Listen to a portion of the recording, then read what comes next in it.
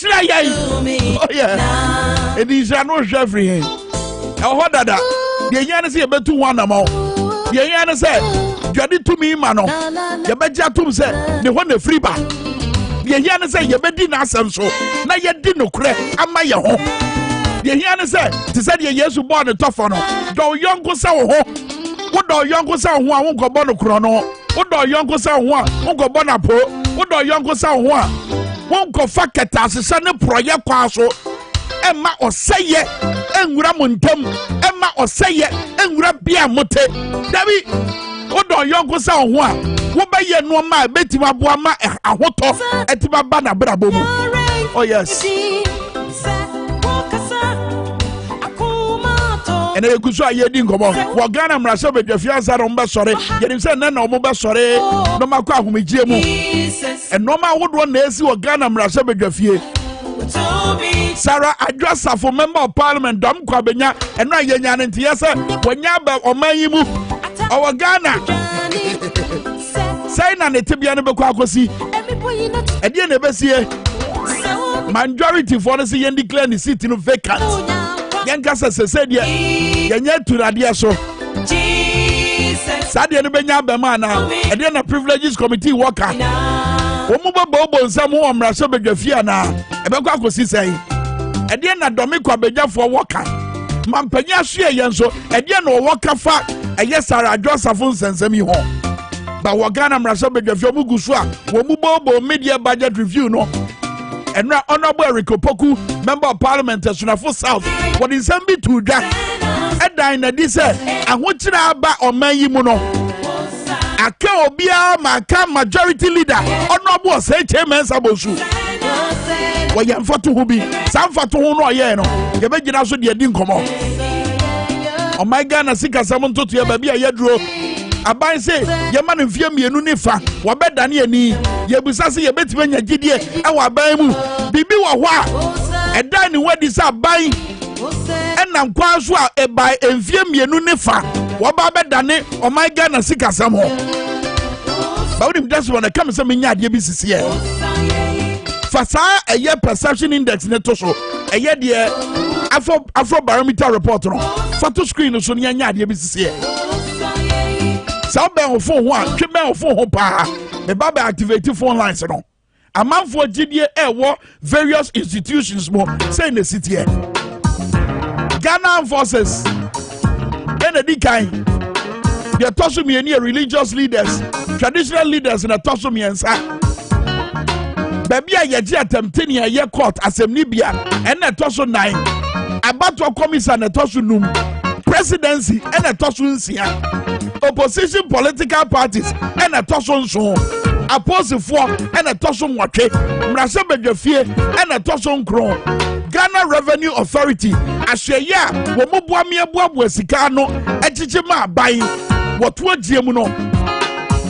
Woman at Tosso say, Woman at Tosso do me boy. If you are assemblyman, a woman, or one person, and NASA on Botamono, woman at Tosso do Baco. MMDC is a buying catch. Woman at Tosso do me, I think political party, I have friend, New Patriotic Party, woman, woman at that one. At the end of the Nano Yanzo Afro Barometer report actually say a man for Chidia, a woman penny and another Danko Kufu Adumono, over Ghana for Waha, a word Yasa, and a what Chidia would do. Mampany a Kufuado approval rating and 30%. Eba Ashaya Wodwa, Ketasane Proyado Krumwa, a post for the kind presidency and a Tosumienu, and then I go for some normal way about. And then I go for some normal way about. Nagi share ni musie bekwa homano so na ye ne Mensa Thompson oda asapanim sase leading member ma Arise Ghana edi nkomo na no odi nkomo bi wo Al Jazeera omu program bi aye fra no eye AJ stream sa video no a wo de fa to so ma me ne nhwa ade bi na efa o man Ghana sika sam ntoto ye ho edum pempenso bi de na wo di dwumade no ho chiame ebusa Ghana fo ye no mo tro yi so say ede na ma Ghana empanifo mu so ai say IMF mu nsi woda e de na mo dane omo na de omo akosi IMF bibi papa bi betima free maba sam komo ya ye di wa hai eno abi ne ye di wo international platforms ahodo so hwade o mame. Well, there are a number of options, but we believe that the IMF would be a short-term remedy to putting us back on some fiscal recovery of the economy. But there are a huge chunk of the long-term recovery which cannot be given by the IMF. The IMF cannot fight corruption for us. The IMF cannot help us to be food sufficient. There are certain decisions that would have to be taken at the governance level, at the leadership level, and it takes a lot of political will to do that. Thompson on the submission our year Al Jazeera Jumedia your friend AJ stream and here Jumedia omudi fan sema edin tre ha wa ba for 10 video so it na Ghana trend social media it won be here ma Al Jazeera Jumedia your friend AJ stream so mbabi se bisa ho nsem na asema na for my Ghana ho na trend ye sika sema adani ebutu amabunu no krampo etisi mountain na anu ya Arise Ghana mabunu no omutisi mountain so na Ghana for church o madwen say amemmo toro kan no na akofa we aba basa utie Mensa Thompson ne submission na wakacha Al Jazeera eye dwumadi echi amene say look mami tie me na tie me ye IMF aba yes IMF be tutu no ma ye wode afutu oba but IMF ain't be so aban atade mu enka nje say jaiketa asese no project especially sabre ya se report bia beda ni wadia yete se presidency na yedi na wuram na no ya afro barometer report ye say presidency e bucket asese ene proya adokuro mo pa ye ya post free wa presidency ka ho ade na kofa saade ne ba ye kwa homa no so na ye ne Mensa Thompson o ye executive director Masapa ye ne ni nkomote wo so ye leading member wo ye Arise Ghana Mensa Mache but as a password Japanese on here because I near show Al Jazeera about 2 days ago we'll find out submission you can say in 30 seconds you know wrap up no now watch I said IMF no kra no ba wo ba no eno no MC hu kwan market asese ne proya adukuru ye etu ntwa adai woni gidie wa ban ni mu Kwame that's my main with you for and I'm a pay. Kwame, Abani de name Ghana near Samia Meno Kase or Bekase, oh, did you Abani Yimu? Because Abano are demonstrating well over. In fact, Wamana Brosto when it comes to corruption and mismanagement. Eti uye Ghana ni na Samia Meno Kase after Fiensia ni akosu se uwe didi wo aban we mu na chese wan kasa bibi how but usually mensa enkomo no etel so usually you know yana se wuti aban mu mpanifo na ensem bi se ba for instance na Afro Barometer report ikra na chese eba ahweya hodo aketa se de proya do kromo presidency toso mienu eya wuti free aban mu mpanifo ho se adanse die no wa die ne die adanse fami to dai die ne die na esia ye betima ka se chinchina ye the presidency wuram na namomo so e na aba you Kwame on say eba kita chene proya the fight against corruption a political will. You can do all the talking you like. You can give all the reasons you like. You can make all the conjectures. You can blame the institutions. Which blame office of the special prosecutor. Which blame Yoku. Which blame whoever. But the root cause of the problem is leadership and political will. The political will mean what? Independent state institutions now. Yamo mo kwante omo kuta sene proye no. Wo mu nya ahoden ene akukuduro emfa enko corruption. Kwame mama example. Office of the Auditor General. One of the key state offices of accountability. Very important. Kwame, Auditor General Yehishemu, Ihun say, company be a friend of Kroll and Associates. A buying HSKBA Momo for a Jumabia, you won a Jumakra or my. It will remove no confukra or Shema TSS can a year or Safoma for the finance minister. And I was say, charge almost say, baby, a crowd Yamafaso a Chesica we know. And your crime papa so. In Timontan Fasican, a crime before so. Modisticana sabe everybody go a bank kumuno. Monko Kesibra. Kwame, who do you see? Oman Afena, Oman Penina Kasa, at the crata say, wo Auditor General, may you wait. In fact, Omo the Auditor General look at Coco. Omuvi no Muyineti. In this way, Omuyinadi wa kwamba so wa enya na homegye bra na so ya okoye. Omuyinadi sase. Kwame Omuyinadi. Kwame, let's know you play the ostrich. Omuyinadi. Omuyinadi. The panda crown, time Omuyinadi crown. Na the retirement time no. Babes no or some few months to retire. Then after Mukofa date, if I say you will be say no, I say not there will be date to say no, so I say yeah. And yet they want to clap out. But I'm sure so. I'm sure so. Make a point to be. Would make a point, you know. So Kwame, the point is that Omu Yinedi. Then she said, Obiku Kitazen for you now Yinedi. Yoko boss to Shraj boss to not or share. Obviously, because we didn't also Okoye Didia, 1 year for that, Yabeka then say Okra, which I made age out on our call. So it is just a sheer political world. Okay, hold on, sorry, Brennan, what political will? Final question. What political will? But here's a point, say, what's Afro Barometer report here, Beya? It may be a Yabeka Safa institution, be Ketas, Yesusu say, Ketas Sene Proyado Kruomono. A young mounted defense. Clear example, Ghana Police Service, or Moka say, look, say, CDD for research be here, na Omo Peso Muhunu, Ketas Sene Proyado Krempo Crampa, Omo for Manisha, other institution. In the case of presidency, Biana may catch you, Omo say, ye pardon CDA. Say, Sansam no cost back, Wabra man for raising concerns of corruption. Better na boya miya kwentia. Sakata Susana Proya will say IMF ain't be more in frame. I mean, I lost you, Kakra. Which my baby on your question?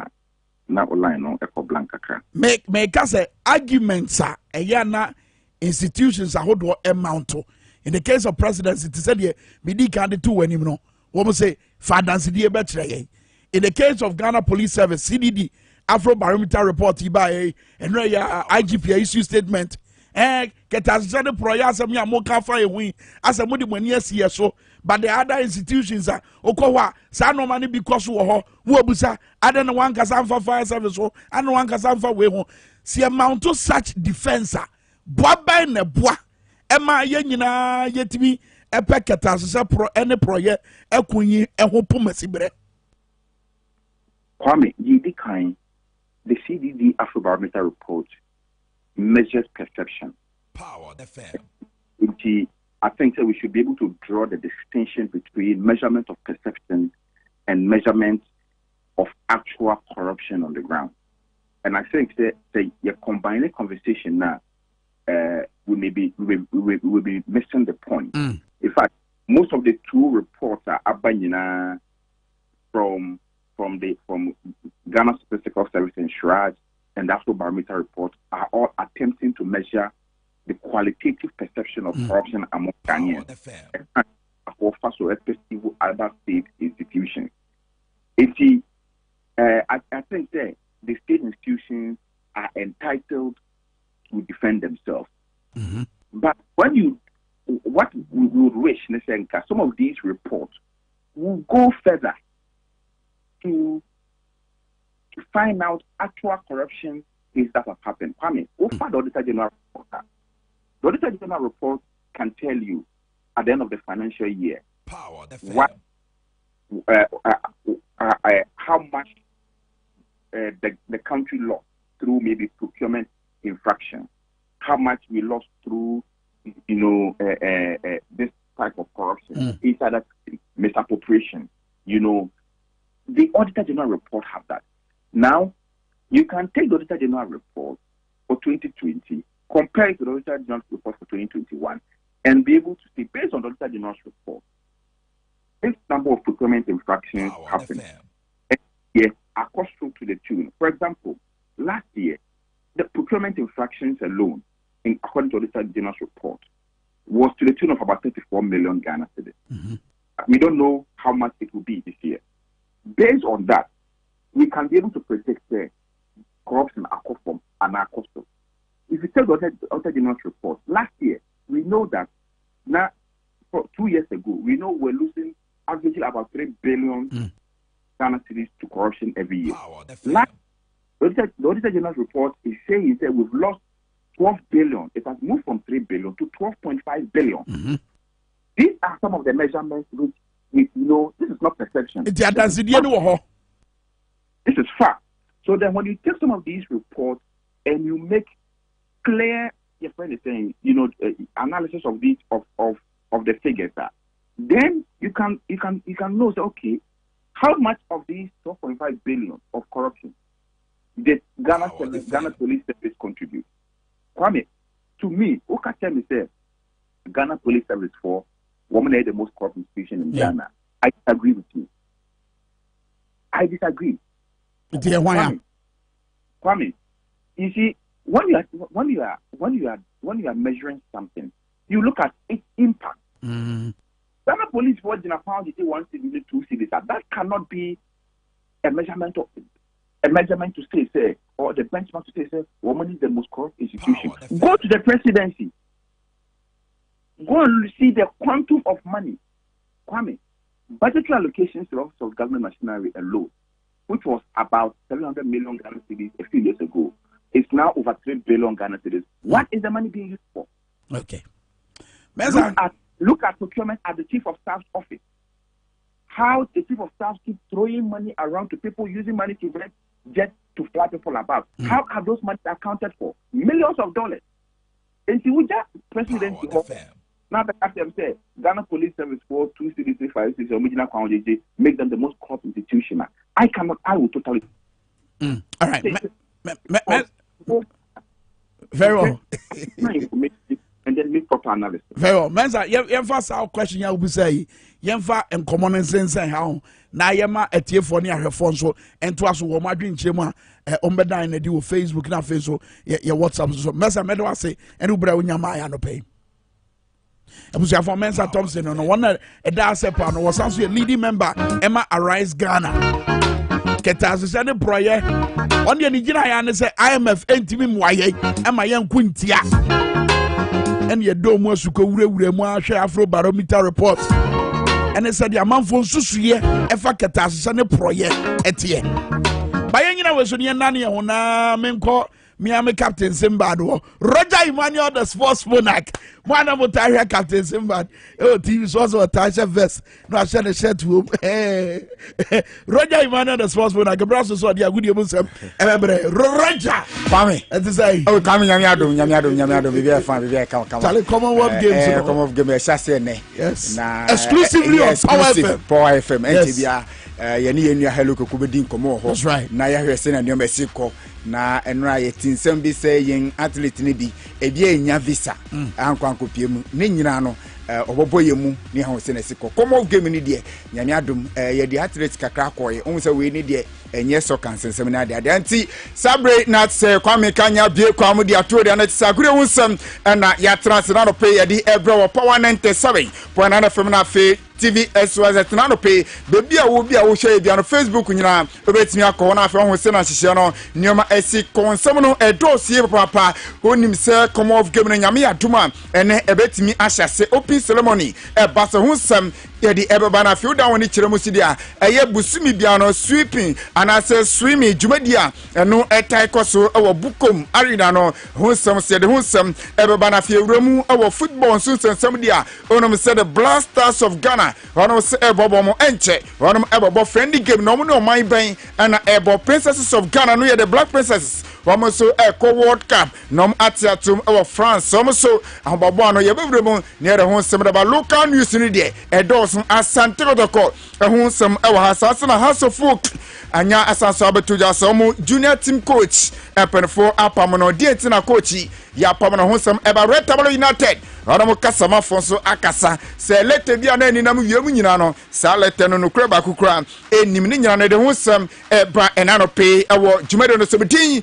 Eddie Roja Imano, from the Sports Monarch Nana, Prempe, the Betesma Ebo Taylor, Kojo Fosu, and Afialo Koku, Homina, a Pomachero Manano Pay, Midin Semono, every yet center, na Yevrum, our swimming, when Mr. Way, a third edition of a monthly swimming club competition, and no a tie course and Yamia Tuma, had their Busubi Monstro, Jumedian Eversasu Akos Saturday, a 30th July, and Yamia Duma, say Jumedica celebrates Miabasu, our Bukum International Pool. And I said, Jumediano, Ebetimi Abaswa, Ninamuno, and performance share, and my swimming club, Samu, our Ghana Hase, and a Brenna Bressono, Omodio, I said, Jumediano, Nafia to me, Emma Bianso, Echo, Kamana, clubs, Bia, one of my betting Jeremon, now competition, Abromubia. Not say Legon Sharks, one more ever removie, Sassana a Ghana Dolphins, almost every moon, and I feel a Malin swimming club, Omuninas a Piemo Kama, now Jordan Omodium Ho Ashimanochino, Adia Tema C, almost in Epa, and I feel Ghana Bluefins, Omina a clubs out of Fiduna, every Muserbia Sage Medano, Omodium Ho Ebetimi Ashemo, now be beating Akoye, Naninamo, and Penefo Ediatuja, say inventino, a bay including a 50 meters, a freestyle, and no ebetimi abaso and a 50 meters a year omuchiremudia next a breaststroke and also ebetimi abaso na 50 meters butterfly and also bekoso and a 4 by 50 meters and also medal relay and also ebabaso and a 200 meters a year freestyle and also ebabaso na 200 individual medal and also ebetimi abaso ti uremu our event nemudia na ti se we e ni nyina ebetimi akosin na ne se empedefo bomb ho serebe ebetimi ashomodin na fe bas international competition bi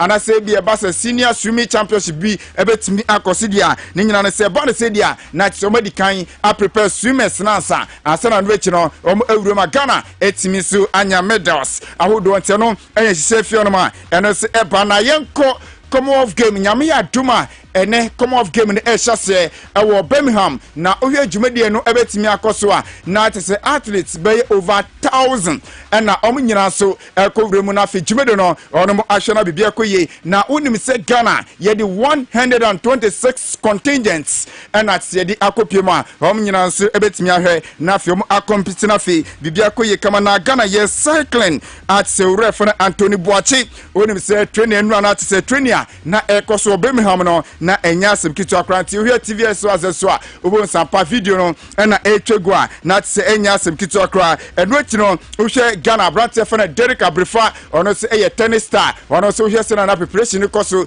na ono se training nesi koso dia na tse bibia so ekoso kama Ghana hyenim se kwandia so no yewuremu ni die Ghana ebetimi anya medal saudo edi abapiem na fidema koye na momo hye no so se eba no se America tuo ewo se international stage dia yana edin say bia Ghana yebetimi anya eye gold medal ewo America to mini nyina say de bia kokopiem a ne akwakonya bronze medal ne anya silver medal na fe ye de ababepiem ewo Ghana hase a ene jumade ne ehase a Ghana yewuram no wonim se amateur boxers ede kono eye makomakunkron na ye diom ekona fe athletes a omuso ewuremu America tufo no so ye de nipa makomakudunan na ye di ekopiem a ye hyenim se Ghana ye America tu no se betimi akoso no ano se betimi abona fe hihye no bibia bibia se timi akosi kama na onim se Ghana yewura mu awasa Commonwealth game yi mu no na se wo yese na nema sitie no a na asem bi betuja se o yen athlete ade ko be 4x100 o mo ko to America dia man na de nyina no se mo ayedin se ebinom sa ebetimi aka visa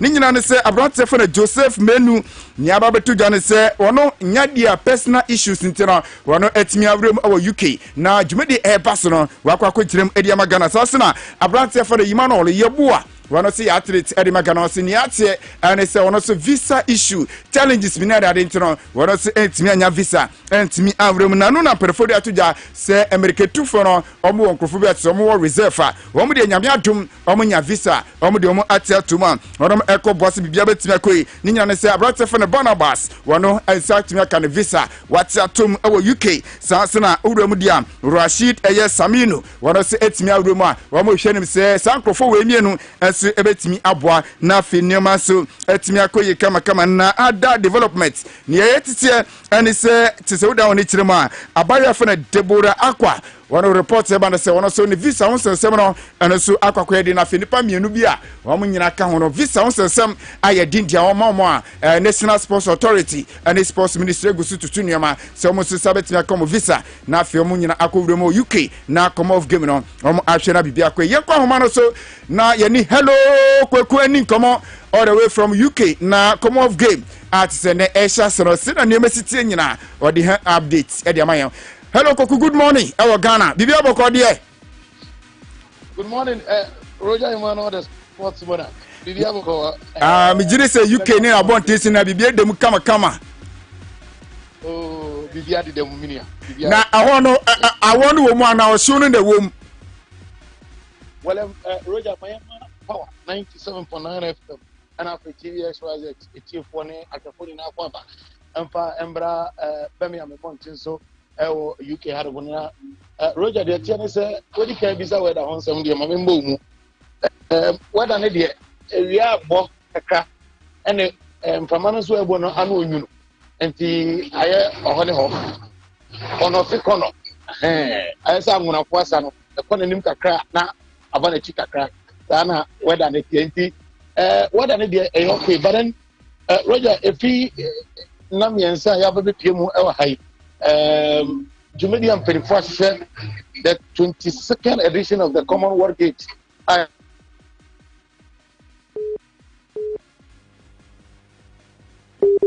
Enti wonim se kwane wa enti edu be bia se ya na ye be kono nti ye go so hwe se ye be sansa reconnect na fe ne hello Koku nkomo no ya to aso sansa UK nkomo de de pa sansa ha nya asem kitu apons na bu odu enti e ba ne se na te se bibia ekoye na wonim se Commonwealth game no ye izo aha ye hwe se hello Koku asa ba homa na se hello Koku.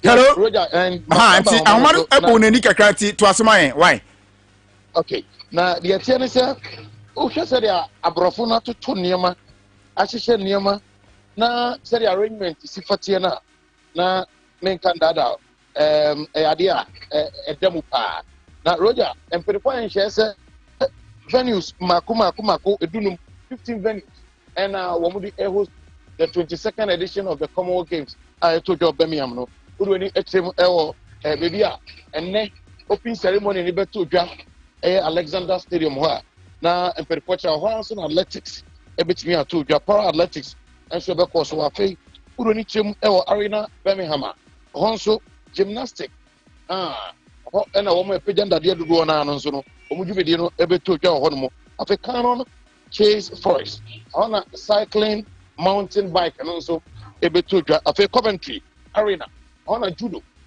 so mpirikwa enhye se emra so eho afei Coventry Stadium and a rugby and afei sevens and so ebeto dwa eho and afei se no Edgbaston Stadium on a cricket and so ebeba so afei West Park cycling time trail no on no so be na afei so Warwick and a cycling road race no and so ebeto dwa afei Victoria Square and a marathon finish no wo mo ebetu America tin no ono mbekwa akọwie na fe Victoria Park and long bowls and a para long bowls no so ebeto dwa fe University of Birmingham ono hockey and a squash nso ɛbɛto dwa ɛna afei so no shooting park triathlon ɛna power triathlon nso bɛkɔ so wɔ afei smithfield ɛyɛ basketball ɛna afei so no beach volley ɛbɛto dwa ɛwɔ nom kuro ni kyɛn mu sunwell aquatics a ɛhɔ ɛna swimming dwumadi nyinaa nso ɛbɛkɔ so ɛhɔ na afei so no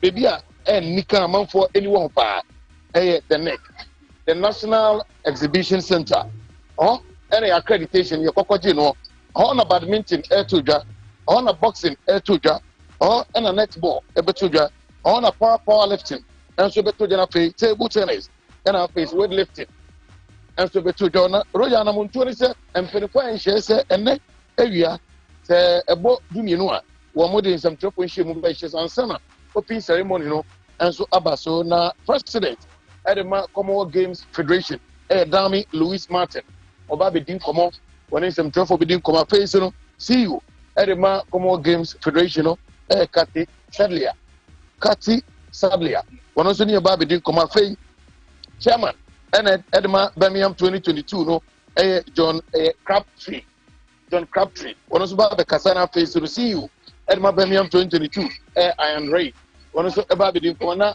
Roger abakɔsɛm kyerɛ sɛ Ghana wei ɛne yɛn 16th time a yɛde yɛni akyerɛm the Commonwealth Games no emu na 16 times yi yɛagye ɛyɛ medals no maako ɛyɛ edunum nson 57 medals ɛna yɛagye so far ɛwɔ Commonwealth Games nhyehyɛ mu na wotwa sɛ deɛ mpanyinfoɔ atoto nneɛma wɔ ha na Roger yɛ a yɛbɛpie mu nsɛmtwerɛfoɔ dodoɔ na ɛfiri Ghana ɛbaeɛ no yɛni agye wɔn mo hyehyɛ ho paa ɛsiane sɛ ɛnyɛ baabiara na wonya anamontuo a ɛte si a wonam mu a wopɛ biribi a ɛnyɛ wo den koraa ɛna ɛyɛ wobisa yɛ ana sɛ mpanyinfoɔ apɛ ɛde ama wo na ne saa no nti ama yɛdwuma yɛyɛ wɔ ha no ayɛ mmerɛ pa na Roger meka Ghana yɛn medals a yɛagye no na yɛnhyɛ no sɛ Commonwealth Games no wei ɛna yɛ the 22nd edition ɛsɛ 22 ɛhyɛ aseɛ no 1930 ɛna mpanyinfoɔ yɛ ntotoyɛ ma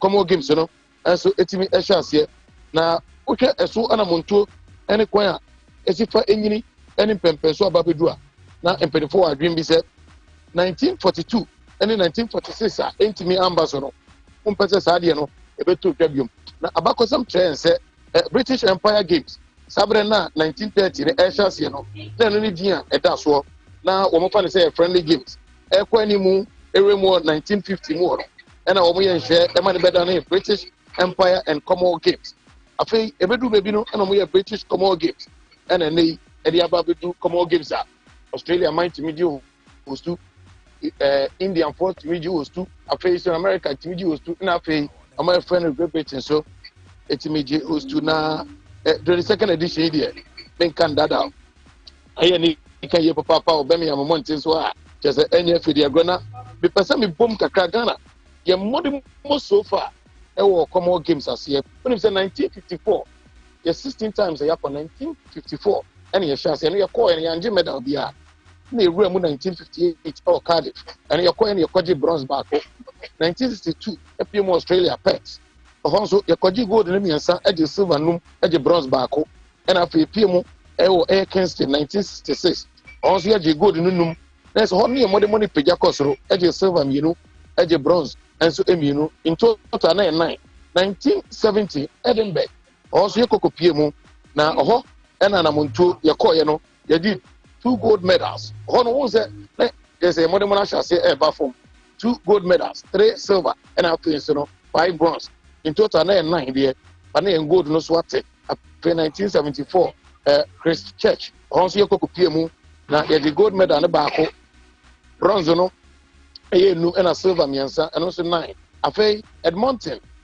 1978 yɛgye gold medal baako ɛnso ɛwɔ hɔ ɛna yɛgye silver baako gye bronze baako in total mmiɛnsa 82 ɛwɔ Brisbane yɛkɔɔyɛ no yɛangye hwee yɛangye medal baako koraa na 86 ɛwɔ Edinburgh no ɛne yɛ Ghana yankɔ bi na wobɛpie mu 1990 a ɛwɔ Auckland ɔhɔ ɛne yɛkɔgye silver mmienu a yɛde gye edin paa sɛ na mfie bɛyɛ mmienu deɛ ne yɛnkɔ bi na yɛmmɔne wɔ fam nti na kyerɛ sɛ biribiara nso ɛɛkɔ down 1994 ɛwɔ Victoria no ɛna yɛbɛgye bronze mmienu afei 1998 ɛwɔ Kuala Lumpur no any kwaji 1 gold 1 silver 3 bronze amane be gina enum and after 2022 Manchester you call kwaji bronze back afei Melbourne 206 you know also get the gold you know bronze back man e miensa afei 2012 there also you call kwaji silver back and ye bronze no miensa man ko gina 9 2014 Glasgow no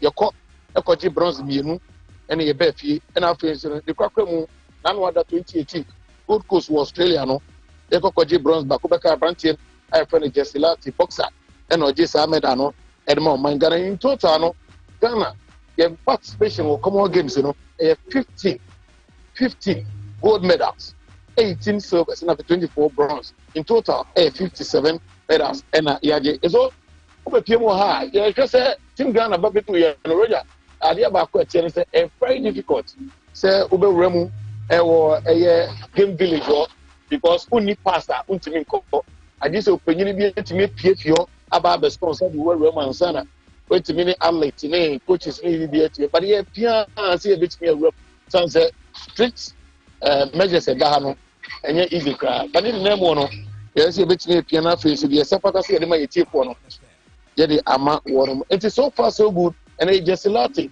ya draw no just lati Ghana boxer middleweight boxer away from 67 kilos to 71 kilos, you know. Your panel with great England leadership, your friend Akbar Mohammed, and he showed him saying, John, also, but the alternative Shaku Samet, one can now and then I said that Wapon, or Honti, Ebusu, a Titima, setting Ghana, that many games, you know, you beat me, they will continue so far, so good. Okay, we de mejawa obako naka be percent ka we sisu naka bi ada Ghana ebe competing the first game and asebia the first competition but said I would can say ogusu a ohwehwe mu no eno no ye de hu sem besi wansa na ntia ye tie say piano ebedu o ze na ne open ceremony na ma open ceremony ho asem kakra enne na imagine na ye bia no na mpenifa share say after press conference no ebo nonso a 7 p.m. pepe na open ceremony na share na ewie nondu mpemu 10:30 and it just Roger open ceremony there e dey be kwa chipa e wo jumedi ya so ye tietie mu a ebisa mpenifa ya say boxing no Shaku Same boxing bout na be your first game in this Commonwealth Games and I say be mfufu do ye team table tennis badminton hockey num na so ye be team na fe so no ye be nyane ye da team any kwakrem me be jaw kra no send an university because ye Ghana ya tete bi ye see athlete ne bi visa ho sensem ayedin ebie ntimi amma yimano ye boa ntimi amma na brante fa no Joseph Menu ntimi amma so ho sem teten woni perifoni didi nkomo a send na wo ti nioma fa.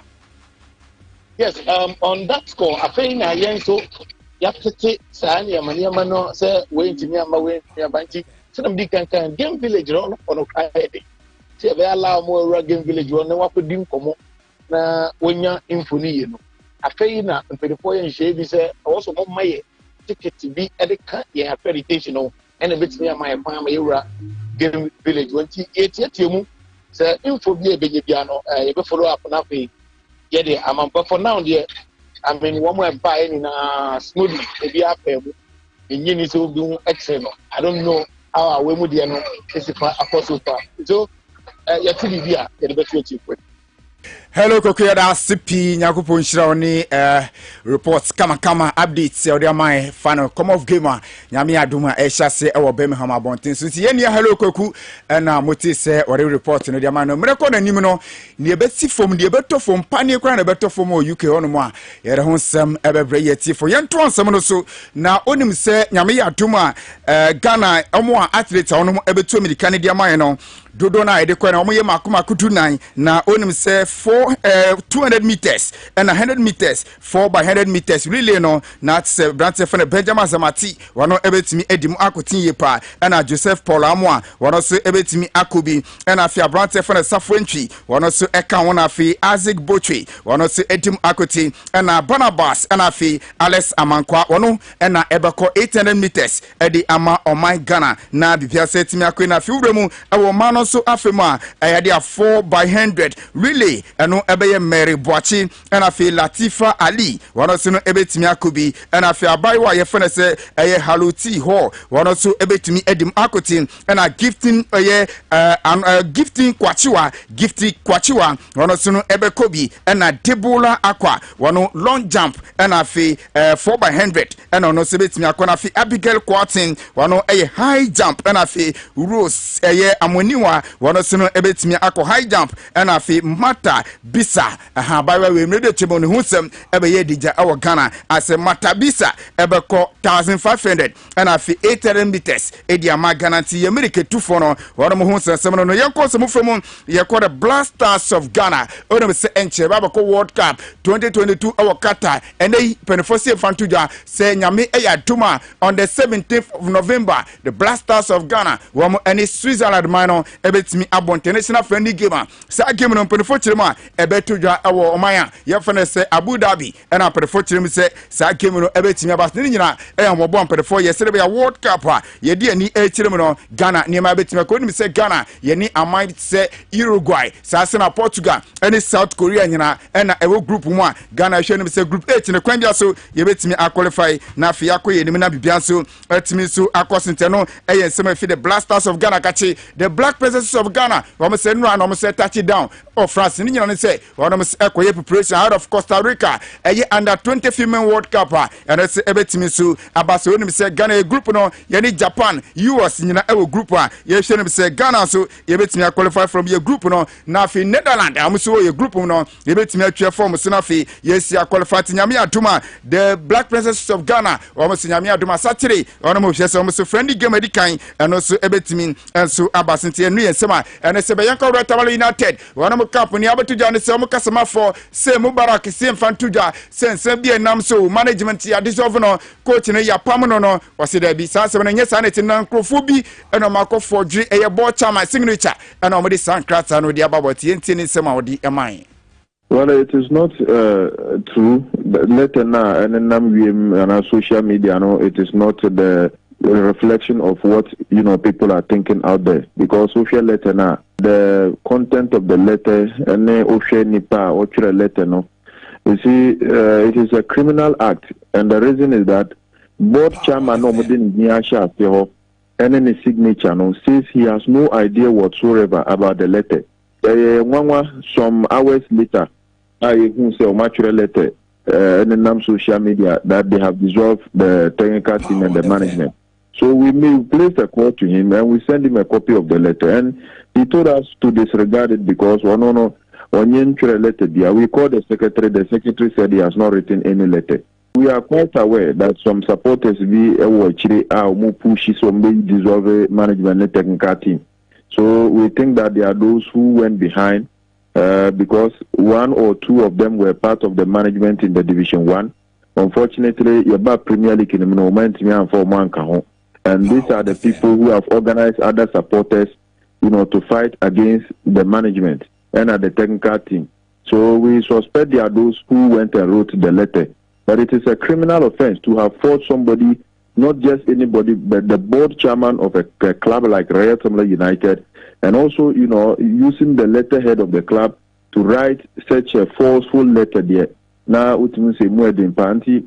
Wakachre say investigation and involve the police in this, and we are trying to see if we can get the culprit and add the letter now. And yes, I say Mubarak to you, and no so say Coach Ibrahim Tanko and I say Tanko Crady to just say Jumano on to us you. Now, say my catcher coach, Master do did Dramani, say on recommended coach for and Famomo.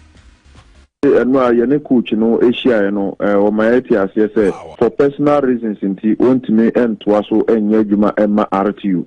Because he's in a banner, management and technical team will be a mandate, a banner. So we're waiting for the decision of the board as to whether me atwa so anase penny power for until Saturday we are and paying for international decision by say yen twaso until now and free coach na yen international my program for the year. Unfortunately, the catcher is personal reasons until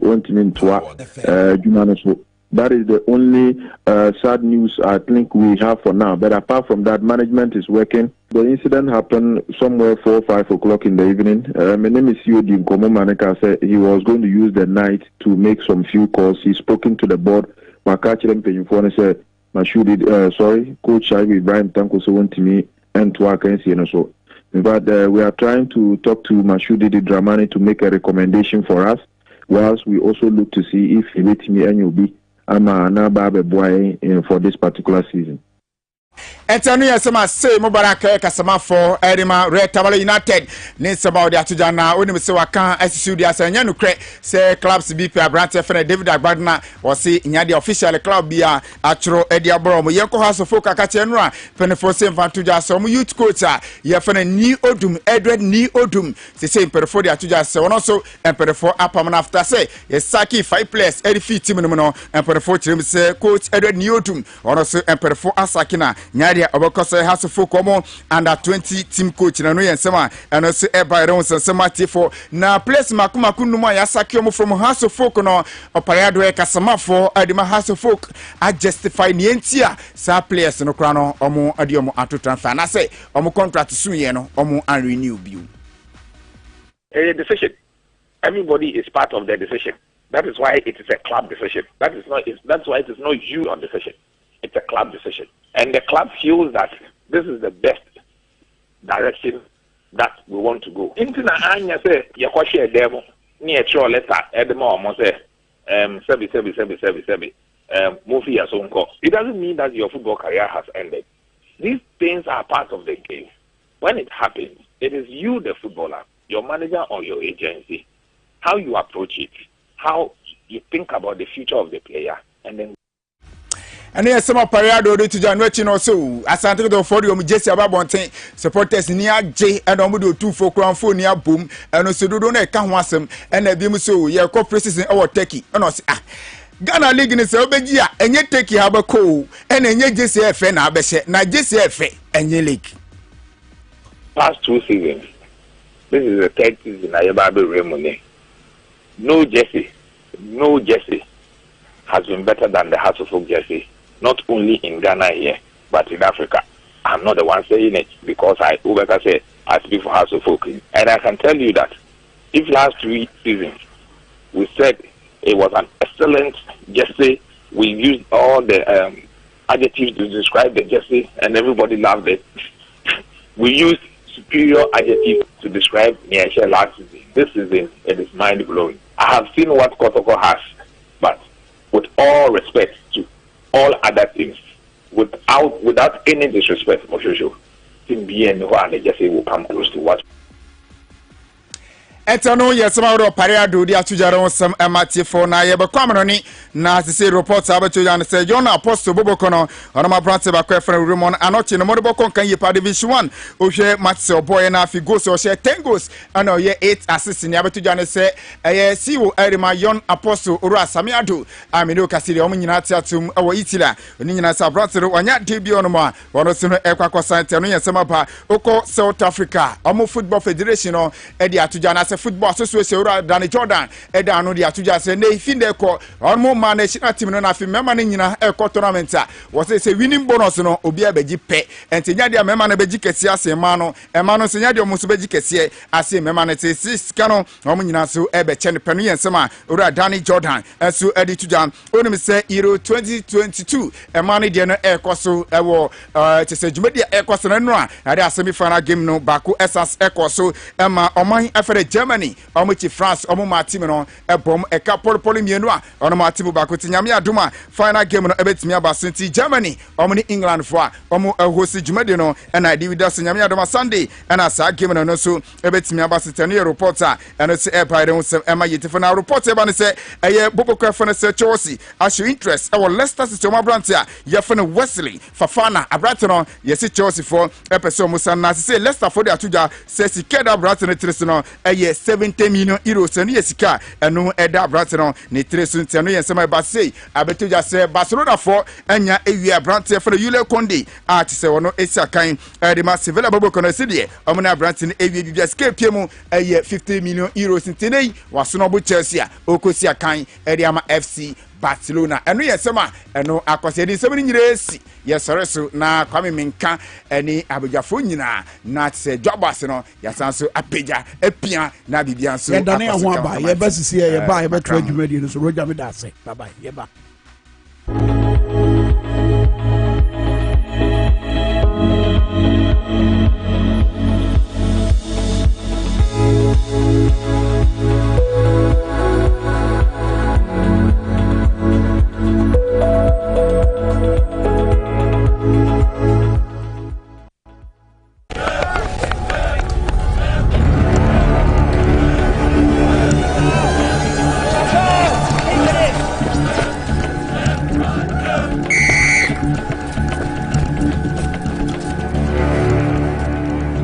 We are one man short. Should we invite him? Yeah. It be old cargo. Can I join you guys? Yeah. Always free, fresh, natural, mix, mineral, water.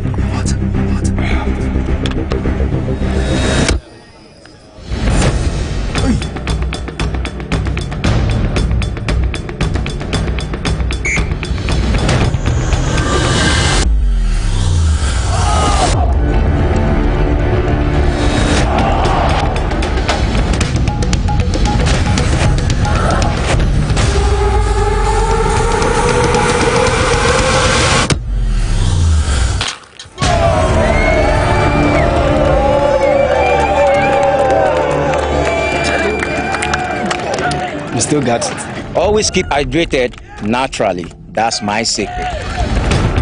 Manufactured with the primary aim of preserving nature's finest minerals necessary for a healthy mind and body.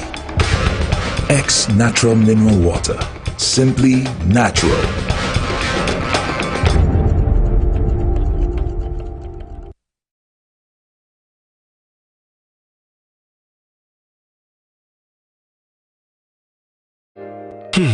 Ifo kra na menyisika. Edia ye mefui. Ehin fapa na menya bosia. Edia tre medjuma yimu. Kai kra mabre. Menye bosia ato taxi fufu. Suhum Rural Bank. Suhum Rural Bank.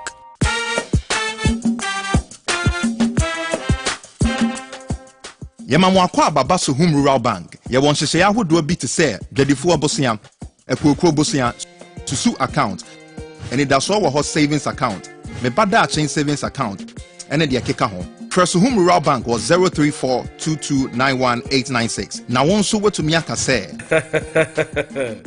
Suhum Rural Bank ama ene mayeka una. Suhum Rural Bank enti me pa minie.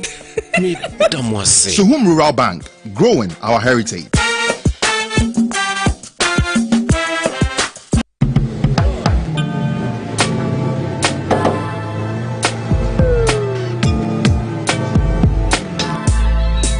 Welcome to AutoCheck Vehicle Diagnostic and Licensing Center. I hear my car can be checked here without going to so many hours. Sure.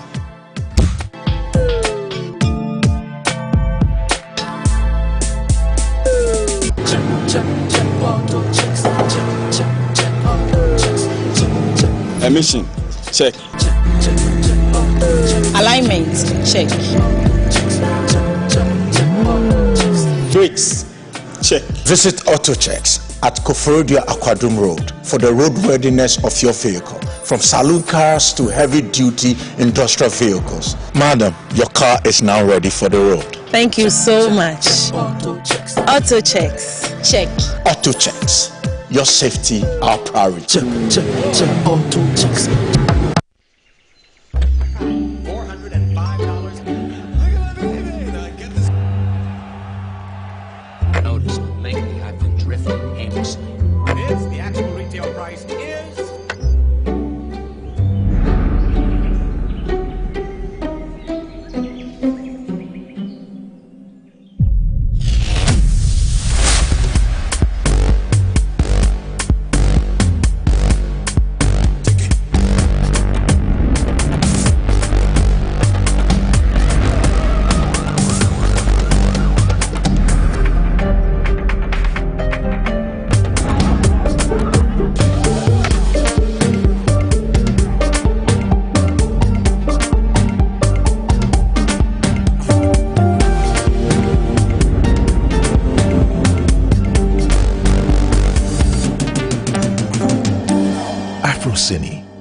exclusively on HG Plus Channel 115.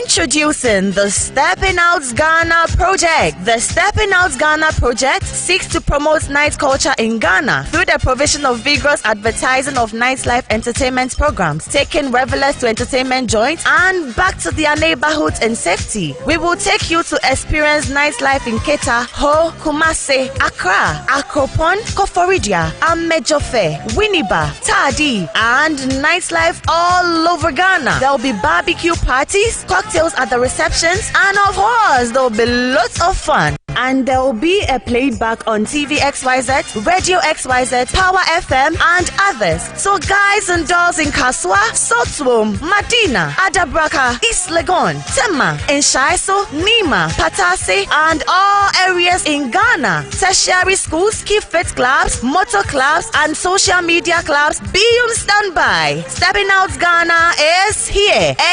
Enjoyment in Kwa. Please call 055 965 5388.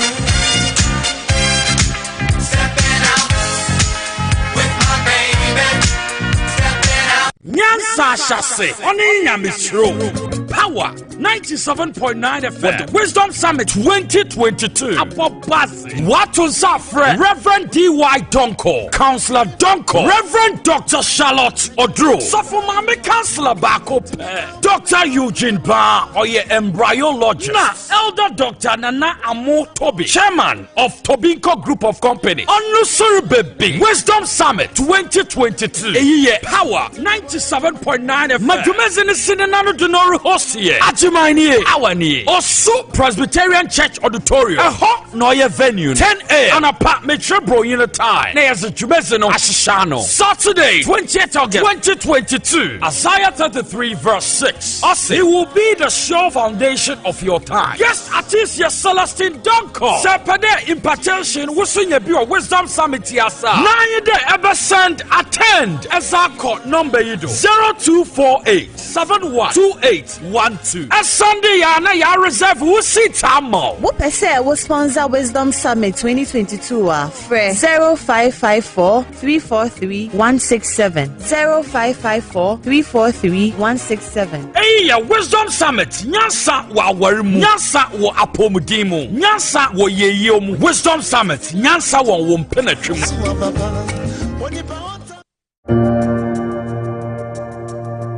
Welcome to the Royal Dazzle Event Center.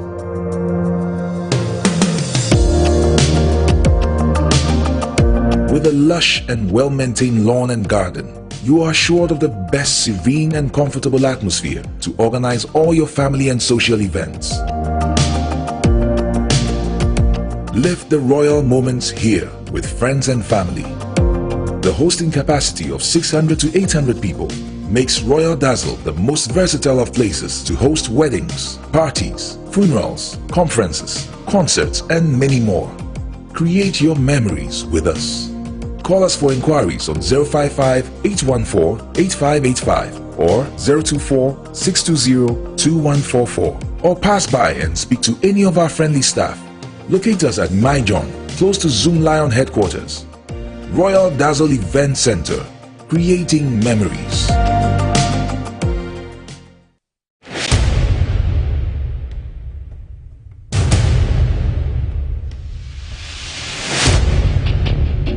The average human body mass should have at least 60% water for optimal performance in any physical or mental exercise. We can help you maintain it naturally.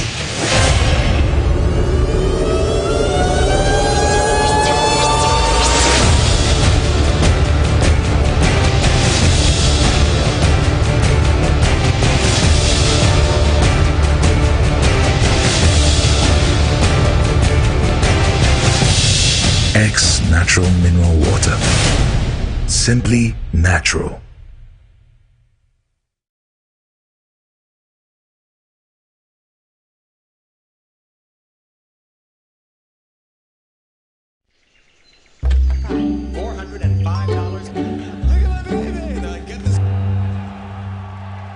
Notice lately I've been drifting aimlessly. It is the actual retail price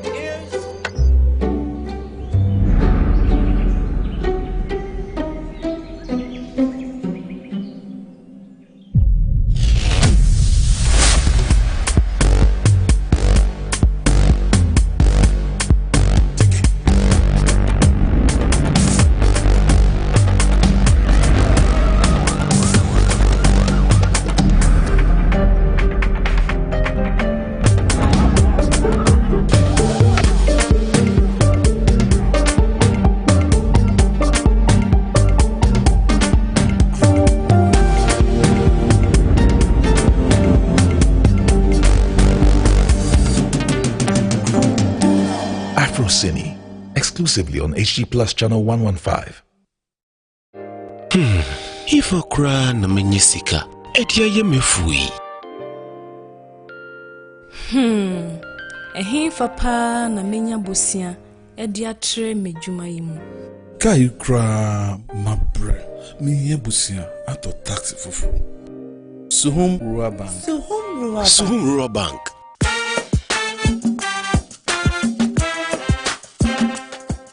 Yamamwakwa baba Suhum Rural Bank. Ye won hyehyɛ ahodo bi te sɛ dwadifo abosia, ekuokuro bosia, susu account, and da so wɔ hɔ savings account, me bada chain savings account, and the akeka ho. Suhum Rural Bank was 03422919896. Na won so wetumi aka sɛ Suhum Rural Bank ama ene mayeka owner. Suhum Rural Bank enti me pa minie.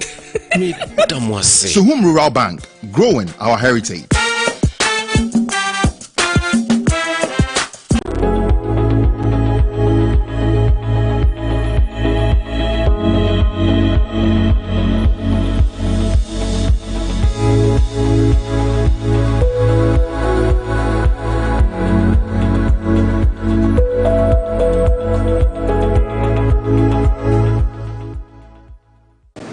For instance, when you read the book, you will find out that the motivation for the formation of UGCC was to fight the colonial authorities about their objection to human sacrifice.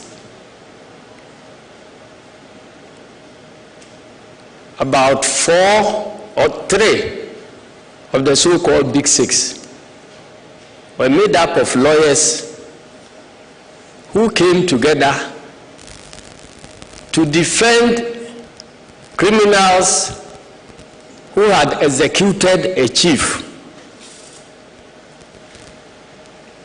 claiming that it is part of our culture and tradition. And when the governor stood his grounds, they decided to form an organization to then drive him away. Now our history has been reconstructed to whitewash these people and make them look like they were the founders of the country Ghana. So part of the book has set some of these records straight. And you need to read about the true founders of the country, Ghana, and those who came to serve their selfish interests.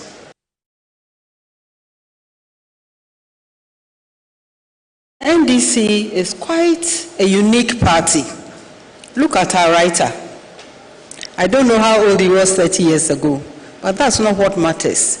This is a party that believes in the youth for many reasons, including our writer. Congratulations. It is a party that gives opportunity to the youth. It is a party that is also giving knowledge to the youth, gives guidance to the youth, gives encouragement to the youth, because we know that the journey ahead of us is a long one. This is also a very unique party in the sense that actually I've never in my life seen any group or so sing their anthem and dance to it. Normally you stand still and, ponder, but not the NDC. If they are to play the anthem now, you will see the steps. That's what makes us all we are. We are all embracing regardless. Your background and so on are not important. It is what you think. It is where you think we should go as a nation. That is what matters. So whether it's ethnicity, whether it's gender or religion, even your food preference doesn't matter to us. Everybody is welcome.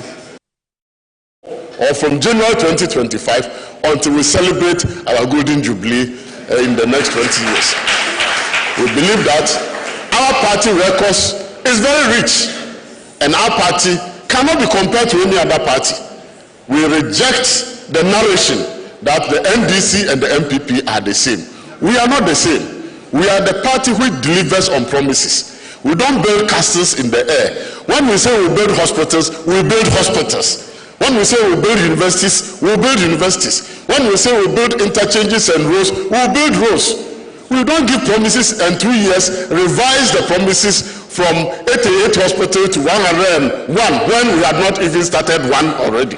That is not the records of the NDC. The records of the NDC is that when in 2016 President John Dramani Mahama was contesting election, it was even difficult for him to commission projects, and so he was given the title Commissioner General, because the projects were so many that getting time and space to commission them was a problem. We are a party which is pragmatic, a party which delivers, a party for the people, a party that understands the cry of the people and understands the wishes and aspirations of the people.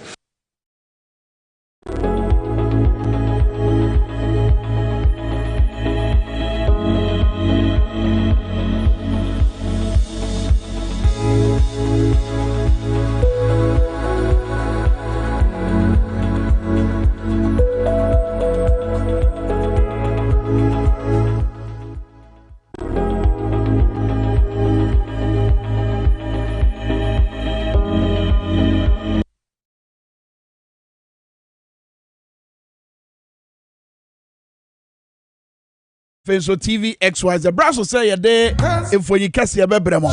Branza na no yeni kan ko Ghana mrashe bedwafie. Bia de ni mamwai. Yanko Ghana mrashe bedwafie. Oni nya misro. Yanhwa de bi esi nura bra na omo ye media budget review no mame eye honorable Eric Opoku wi anade Isaac Adongo atwaso. Na fe yakọ Elwak Sports Stadium BBC wo ho. Onse mami eslo usu say chinchina na hema. By Bosumi way area. Say wo SIM card no register ya. Forget it. O phone number no ye born a bangalat. And yes that's so forget it. Matisa telecos no baako. Esu no mobile benazen go for baby a omudi omuka no. Ombaba omo obosia no. Say omo register omo SIM. And no so be kwa kwesi say. But Elwak sabra ye kase nipa bodompem. Ewo ho. Our more chinchina, more preape, and yet national identification card. You better Ahomanosoni, yes, said Jenny Biakasa, but you see what Russia Bedefino. Shadio Mame, Eric Opoku first, then Isaac Adongo. I would like to say that Ghanaians are suffering all over the country, not because we don't have resources. We have the resources, we are sitting on it. We got up only for people to come and scatter everything. And that is why every Ghanaian, including the leader of the house, is also suffering. Because his roles are not faced, and his people are attacking him. As if he's not performing, it is because of the government. You have exposed your leader to attack because of your incompetence. We have to defend him. Mr. Speaker, on this law, thank you for the opportunity. Mr. Speaker, it's become very clear that the biggest job to do in this House is to defend this bunch of incompetent governors of our economy. And no matter how you shout, your minister only 2 days ago borrowed at 29.8%, and you are saying that people are taking interest at 23%, when your minister is borrowing at 29.8%, only yesterday. And when he was looking for 4.9 billion, he got only 1.1. The minister, as he's sitting here, he's confused as to how he get the money to pay them their money. And you're talking 1.1. So you are not even aware of what is happening in your economy. Mr. Speaker, I heard somebody say that the Bank of Ghana is giving overdraft and that the Bank of Ghana is not printing money. Why? Is the Bank of Ghana a deposit-taking institution? Is the Bank of Ghana raising money through deposit? The Bank of Ghana is obviously printing money and throwing at government. But what is worse is that, Mr. Speaker, the Bank of Ghana Act makes it illegal for it to give money to government beyond 5% of the previous year's revenue. And we are talking about cumulative borrowing. So from Adam up to yesterday, the total, you can borrow up to 5% more than your previous revenue. You are doing over 300% borrowing from the central bank. That is illegal. But Mr. Speaker, what is worse is that we are waiting for the IMF to come and help us. We signed an MOU saying that we will not borrow a penny. We will not borrow a penny from the IMF. We are going to do zero financing. Quietly, we are borrowing from the Bank of Ghana. Now that the IMF is here, what are you going to tell them? And then I'll catch IMF. And the question, Honorable Isaac Adongo Ebusa. Me yenina him and na him abetina se braso se yede if when you kase so bebremo. Yes, and then one person can help you. What are you? Money war. Higher dry. Steve new job training over to the Ghana pay. HB Abeko Elwak Sports Stadium. Na adekasi esi wo hono se Ghana for abodon pem. Say last meet ye yebe bia kianike. E wo say na ye kan ye nya bi Ghana kan no. Ye bi obi so nya bi a wato ne bi atwene. E da fia eguso a ye bo ho dawuro se. I don't know what. Say di refi. En wato atwe. E obi super bi wonya bie. En wato santre free. En na anadwo besi na ahomache. And I no pay you munina or mujina. Na NIA for ye be some way dasam. Musa. It's us about come will be all crash since last year. Yeah. Nisan kind of card. That's right. It is a nay I buy. What won't me or man for? Okay, say 31st July and no pet media see. What want to mean register our sim and one now purchasing. It as a sort of fast track near my MIM. NIA said almost chassis, no. Miss say back when almost started and a minyame card. It when you drew why you travel picture and when your card. It's sad somewhere, no. Okay, Yenya Kingdom Mahaji, our year in St. Trenia Ubutu, a year Elwak Sports Stadium, a wire reporter, my in Chebiani and Yan and TS, but I will come for you know, and that ye shim a year bambo for shim the phone. And no delete for you know. Yet you delete or catch enough is on the cost one so or town for ye at the chair, young woman so not yen in the como. Kingdom Marche. Good. The other kind to way through my a year dana bamba phone shimo phone. Na enfonya we channel would delete ye at the end see ye. Yo, back on me, Bedes to me was and Mayor Juma, Amagana, Mibedua, and 4 a.m. per na bidu han na me hu edom na e wa na enye dom ketwa ebi mu so be replacement na me ba me say asese me twa video na aban mofo no e be twe me phone ta say wo se be mo krata anta metumi etwa video e wo ahase nti omoje phone e delete videos na me ye every phone so na sa dia ye public event na e dia no mo se krata na wo se wo de ba nsa na yama ho kwa mo atwa Sabe no mo ka se wo say media house no ema mo krata and so mo etumi ama me kwa etwa video no bambofo wo elwa kono sabe na e ba kwa me. Okay, very well. What ya fa no embutu na fa yenko nia wo hunu sabre efri ahomache 4 a wo ko ho besi sabre dia na ekoso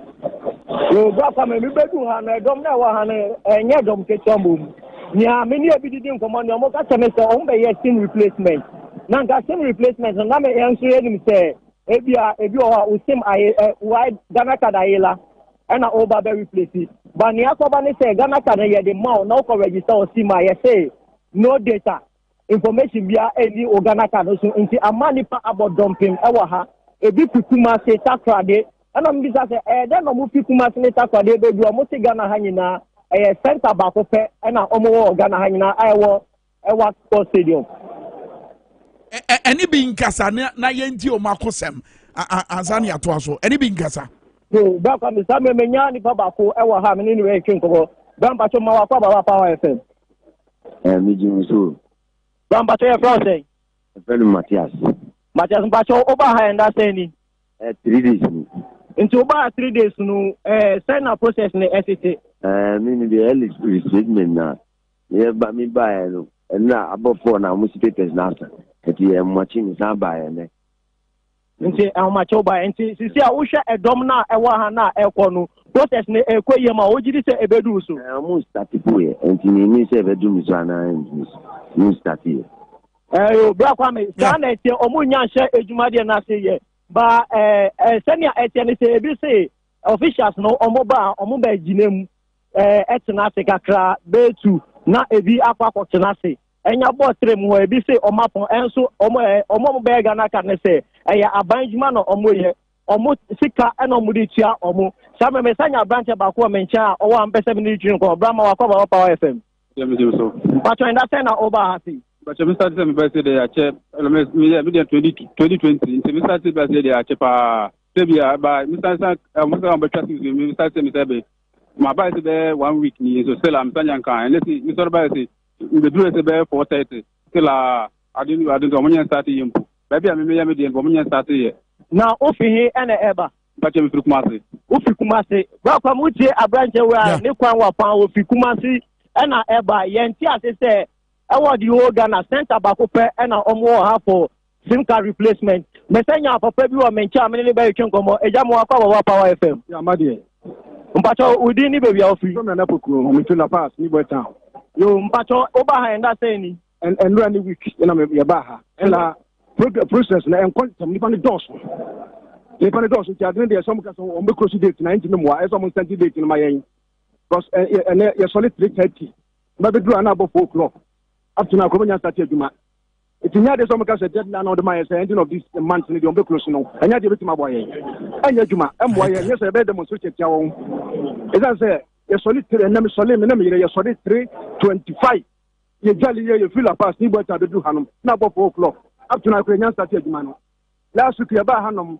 e feel na boy to kokko nyimre yo bra kwa me ya omo kan ni na registration e bi dia ya business a omo ye e bi tumi sorry ahomache e betidem etna akonya so obi ba na waton akonya na mani 50 cedis e bi si 200 cedis e bi si 100 cedis ansa obi akwatena akonya so eno so ho amo na yesa ye nkofo bi a omo fi bebi a ekwan wa e betidem san nto ma ye omo de no ya mo 3 weeks say ena mo benya omo card enti oma tinem na omodi yes business no wa ha okay haji koso na di nsem na chi ho ye be koso about nchen na fe wakoso ama ye update kingdom haji yense ntwe ni osabre obutu ye Elwak Sports Stadium ode amanebo ebre fa Ghana for ma bodom mo ho fi se aka na fua sakada ba kwana ena ba mi na fua mi ena ye 28 ena 28 enti aka at least 3 days said be obenya Ghana card na watimi dia ya SIM card registration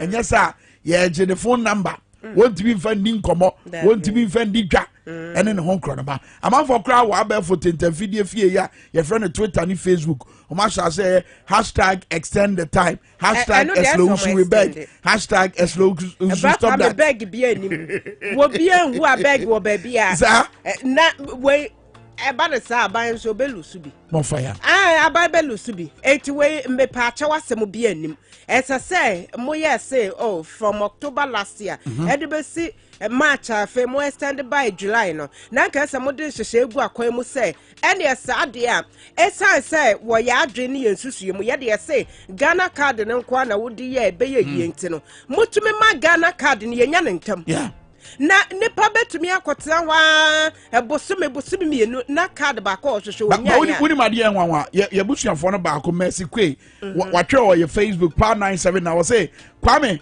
wonim say ye ka kire me say Ghana card no menya me dia in October yes Ghana card no what this year this year what this year ni nyina aso yes one train till October till October now say wo sa SIM card registration would you see July 31 na say say no be die October no kranya first week third week asam na yekese aye critical anyway so like natural clinic omugusu a ebo adwumaden oba be ma wo hwehwe ba awarefo nanu ya na mo ware nso ache mako prayer camp ahodo a nenso eba ne ma so like natural clinic say bra to na mo bro mo nchen wo mnim kwan betima fa so na mate akoda su wo mu fie na want to aso no san komhye no etima den abem kama nyame fo mo so aye normal hodo titiriw usisi yade ukotodwa ya oya unam tutuo fane nyina bedan Solak Natural Clinic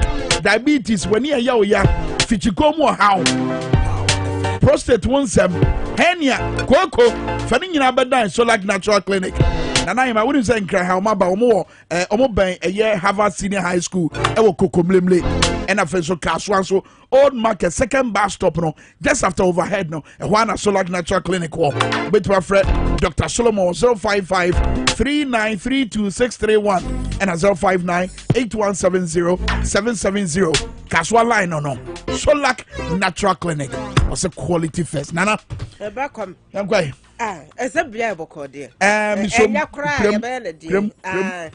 team need your team na neighbor what I say no believe touchline wow come on no believe no laba we knew who na back come adi team we need team we boy na bia matabata ho afa we say me di bi ba be bata na no results be na beba so atiase eti we need team na na ekro atiase Ghana for ya chiachia mu nyira no fe na bonkata hodro ya aba emu boso na ye de ebremu back me kwa me too big for mo boso emu nsam na ye de bremu me kwa Daily Graphic de bokata I said the brand be pursuing man and yamuboso. Yate Daily Graphic, the Bocata, truth and accuracy every day. And Nidini, yo, and Muha, not as a snake, penny or domano, Dr. John for victim crime. I tell for said a motion TV, so any after for who said in phone in the dahi, and a penny or share, so often or share. A pedian in human so ignitions buffer one also attending Timu. I then was show camera nana and shining phone inside wine. Yo, now no. Oh, back on me, showing phone inside the shower screen. Measure. I know where Jalai. Nibu of Fuana. And sense of Fabio said you. Nana credit demand that tried by all the free Parliament House Public Accounts Committee. Wama sitting and Senate for Social Security and National Insurance Trust. Wama ecopiemu womanim. 18 years beside someone some almost share.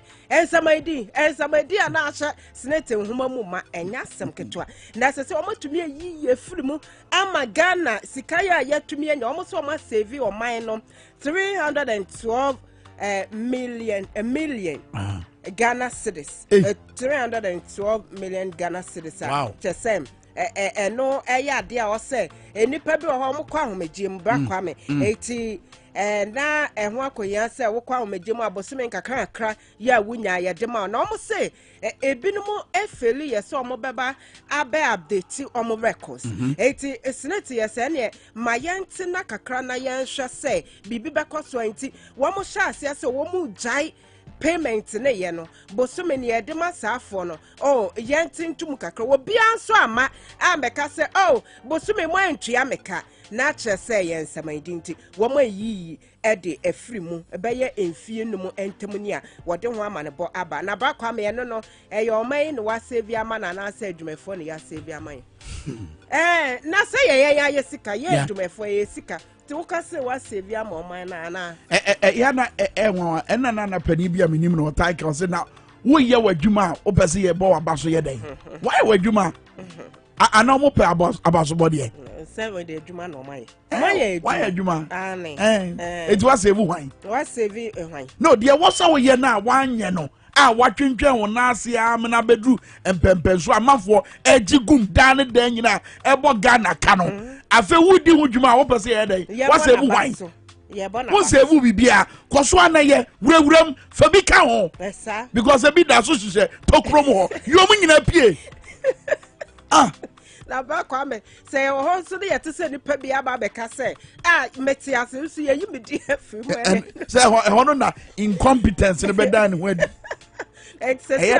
ma o mo nye ensamobo say ye kwa ye mo ye nsam ma why ba kwa me 11 katafeto so du nsia o Daily Graphic mu wo say aban same what to me enya 93.7 million Ghana cedis. Okay. Head free mo bosumi mienu ye din kan. Ebra omo sha ase omo implement 11 no na almost say baby almost do money but tire so almost to me no target no almost end to me no so as no money musafi bia no almost to me 6.9 billion Ghana cedis now so said the calculate to see a buy was sacrum 80 years 611 million Ghana cedis I don't know more it's no na what you see o many so safi bi o menya 611 million cedis Bakwa me muncham emphasica meremo na da so kunkun ho mo bakwa info because you have the men what a solid team Alancha Martin wo ho ye dey ba umia wo ho ye dey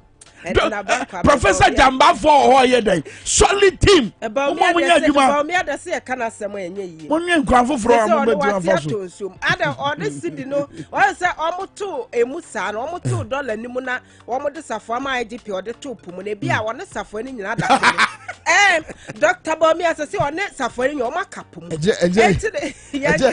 ye pe Samale mane ko chesu o mu. Ko Samale na djuma no no. Samale. O bono ho modi bruta. Ene me pacho mo mu ni mu suo mu dware no. Dr. Bomi a kapum. Mu ko yi no mre why. E bia de say His Excellency Nana Danko Akufo-Addo na approval rating and 30%. Ghana for wa hanchiche mu aduasa. Ena gini tum. Sa wo bon ho modern e de na kire e kire bibi na be de kire so say ana ye kire sa afro barometer so de be ba betu ana wona we sa research no no be kire sample size ya nyina be ye de ne de ye wo the whole Ghana ye nkojira fa ba bi misasa ebusu afo mo hwa man pani ho no wo mo mode wo ho se ane na chese no ye research na asemra chebeda no woma adi sikaya no esom 156.4 million euros atum ese ye fa nkoye kwan sensan ye ma so amefo wa Ghana for se a demonstration ya monye ne kese mu wuwu pani na chese demonstration mo fa nko ne so that's right so so amefo no baby edru no ye ni abreu so se chemensa bo so nka so amefo wo mani amra anya se ye de se ye kire ne ye bi won kai dodo na ye won kai ekosi say eye kumase eye omo stronghold on say party sem any tumije adie ye trimunti ekoye omo so called stronghold ne de wo mu dimirika menka se mo nya kwan wo soame na se soame ho na menyini ye soame ho na ye die mu anu no menka se mo nya kwan wo soame be nam se eye political party or wa bemu the stronghold inti hwemrika mampa mrika bia omutu omude yes ade we come na emwa wo mo ye demonstration ade che ye pem se ye de nkrata asama for kwan da be ne be ye da be na lejo kuku akwan chantan na da be ne be ye ba kwa me do me kra de nya emi bi me ko epi no so one nam do me for the mo asem o mo bo sa asem o mo mra hye se won tira Ghana bio ena mo kwan so nye wuduru ho aba kwa me emfuturo sei kumo me wa yes a year of growth from 2019 basis happening and yet na da ne party politics sema ye dia che man ni man ka ye dia ento aso Ghanaian Times the Bokata most authoritative newspaper ne din was se de ECG said the woman ni abedie no any Samuel Dubik Mahama womo panyi no and watch us say one see your customers ni bi ho illegal connection ya mo de esu back kwa me te say metu na mekasa na watch bia man tokra mento less than 100 Ghana almost say and yes so hu ade no so hu sana enipa bi edi aya omo adwen ene omo duma omo di say kania ne de omo bewia enya bi so say I say mpanefo ewia enti ye emfaso tit for tat emfaso ebenya de say yesu bewia kania batenye enye suban pa ECG say omo meters no womo do omo ni ba be hwe ho na omo ye audit wom eti wa ye illegal mining ya illegal connection ya mamo ye can say grace period okay eti fibosumi a yesim akode no mercy yes womo mo mani mre because sigana nyuruko eno so ye keta asase de proye ni bi wo Ghana ni a wa wia ho a wo wia ɛyɛ enyinam kanea ko fie no wo yɛ kronfo wo bɔ man no krono yɛ ti wa yɛ mfa ntum eba kwa mentin ka sa survey we say SSD di mo de mo ho gim na mo ayɛ so na sa unsu betima yɛ bi aban nyumaku a oh ja aban nyumaku mo yɛ illegal connection CDD for yɛ mo ma baso they be very consistent esenti na me try mo others so for mo ho gim me try mo area ba kwa ese mo do mo ani hwɛ so anka bebo e dey saka post for an weka ade so mo je but you see Mensa Thompson say ebe kurom ha baby aketa hye ne proye eye kese paaye presidency e hono no ne CDD Afro Barometer report no nya adwen was say enye police for na was say dikan was say presidency se ba kwa me no na ha me no so esa samoya sa na mo de nipa bia ne mo twetwe eye perception o but my penny de ya ka me ate say wo pese wo tena ban ne kra $2,500 edi akotene wo ho so ahu enta wona asamo de mo ani hwe e na ba kwa me ebredu say ye nyina de tum say corruption no adokoro wo man no sector bia enta ne was the way forward yempa kwa bia be fa so na ye de to so it means say we establishing the fact say sadie no wo ho corruption dey say wo ho corruption wo ho eti ye ni hu dwuma eti ye ni hu me nya say ye defend esa perception no wo ho e do bi trim ba kwa me a defense no kra de ne ye pa kire ne say ne ye pa kire ne say ade no wo ba bia e na nka ye misa say enipa yanka say a group of people ben and woman so per bribe tua pa say am kire say nipa so be say woman de bribe enti ye for so de tua bribe Ghana Statistical Service for the no say kire he say de na no be kin kan kire no say and wo kire omo je na momo tua ne de wanka wo kire dodo aye tua na o say nya ye tua 5 billion but one group of people are omo etua okay ti e ya omo ya research na also ye hu omo so etua Wow, I get you. And now more police from money to treat from us. Some research the other two from. End of debate. Now my penny for SM. One same paper so be couldn't do a fear or bad na ye stigmatizing one and yet yen pinido.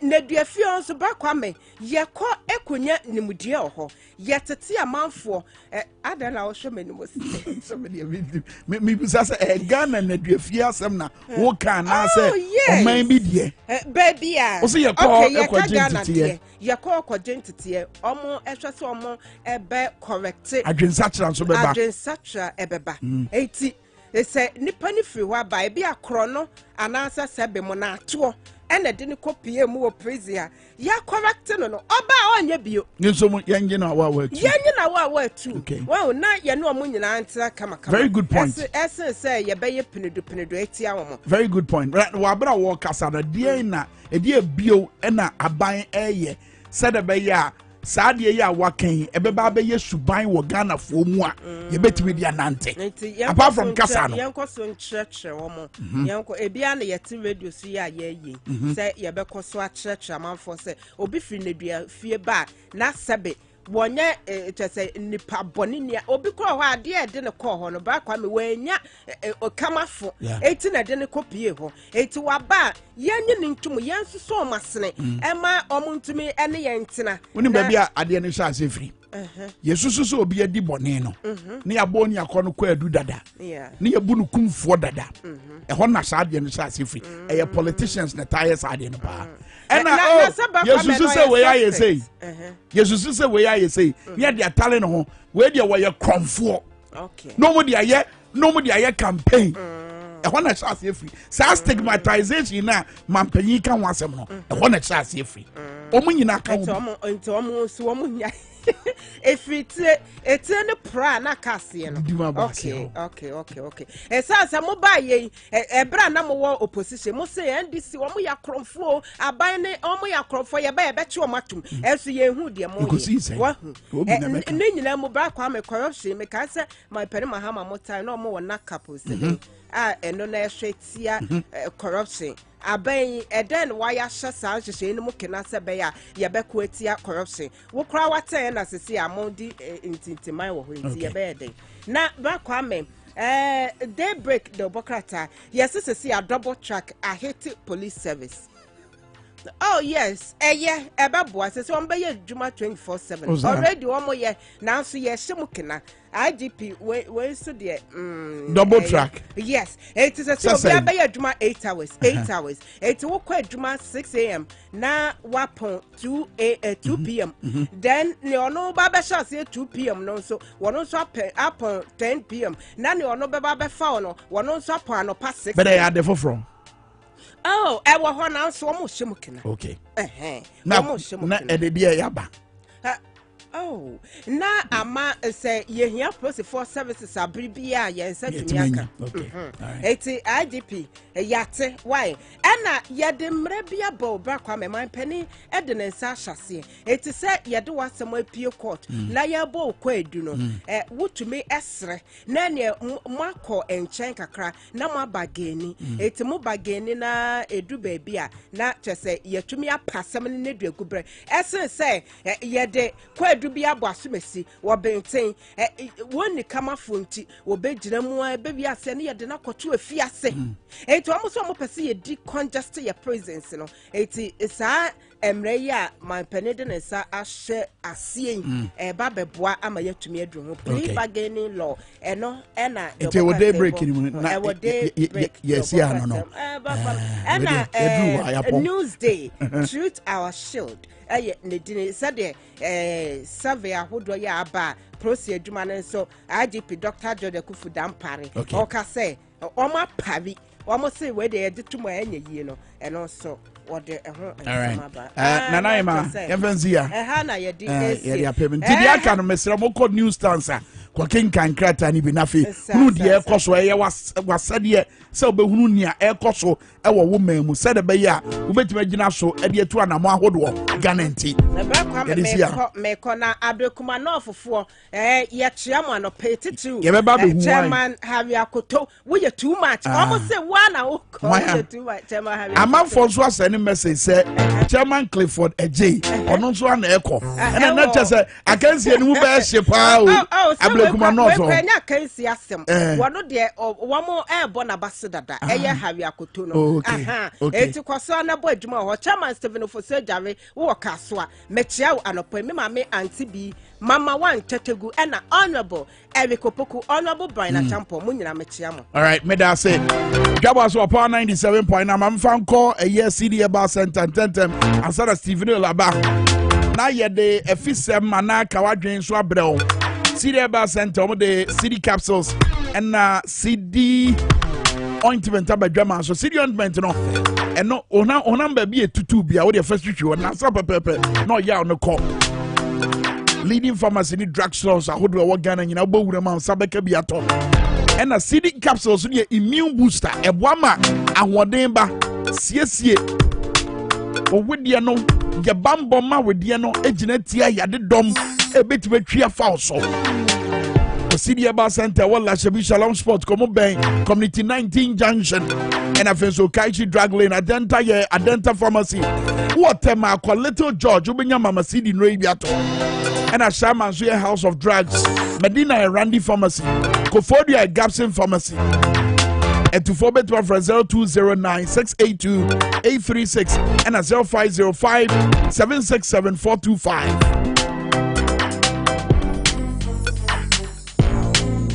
Franco Trading Enterprise kusu ye phone papa fie phone papa wo hwehwe Ghana ha upe bi ato a ye Franco Trading Enterprise and American for ma se ko na kwanya bi to say ye Nokia say ye Samsung say ye iPhone afa abemfo abafu TV bi smart TV from 32 inches to 55 inches ubenya bi Franco Trading Enterprise so yani owarefo table top fridge ya upe bi ato Franco se bra no atete bo no so Franco air conditioners watete bo no so from 1.5 horsepower to 2.5 horsepower wo office wo dem wo miamia hodo a wo pese wotibi condition frama no na ye nyunu na ye kama na wo ye hwehwehwam kama no Franco air conditioner make am for ma benya bi Franco Trading Enterprise numbers are better from was so 0246 422 338 0246 422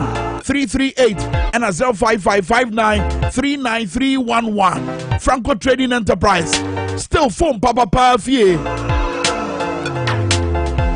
after young Steve no job training because now what we ya na dwumadie no ekoso na kada baako anza na da baako abeka ho na bosomi aba na wie ye na Steve no say 1 month July bosomi e ma na wie ye wa bra wo wonya ensano nyuma entity ye mamuti o TV XYZ yenya ade we sisi ye ba PSA e na behunu no e wo TV no so basa abra de live on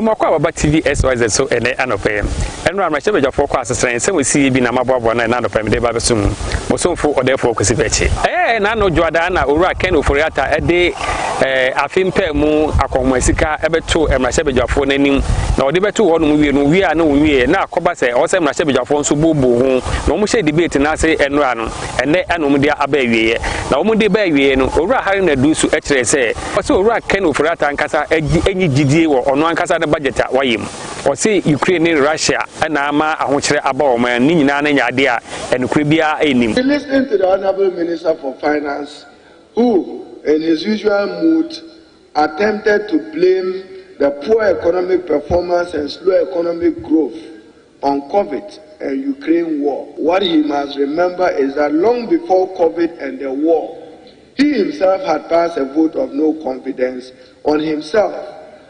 Refer to paragraph 207 of your 2020 budget statement.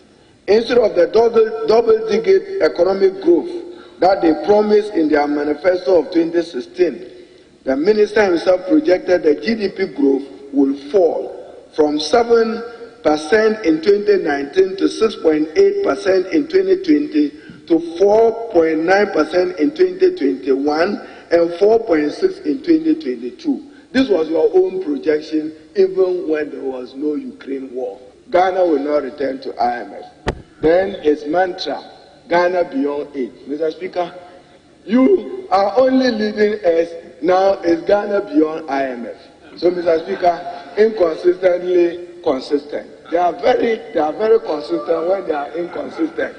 The World Bank and IMF gave Ghana $1 billion upfront to spend.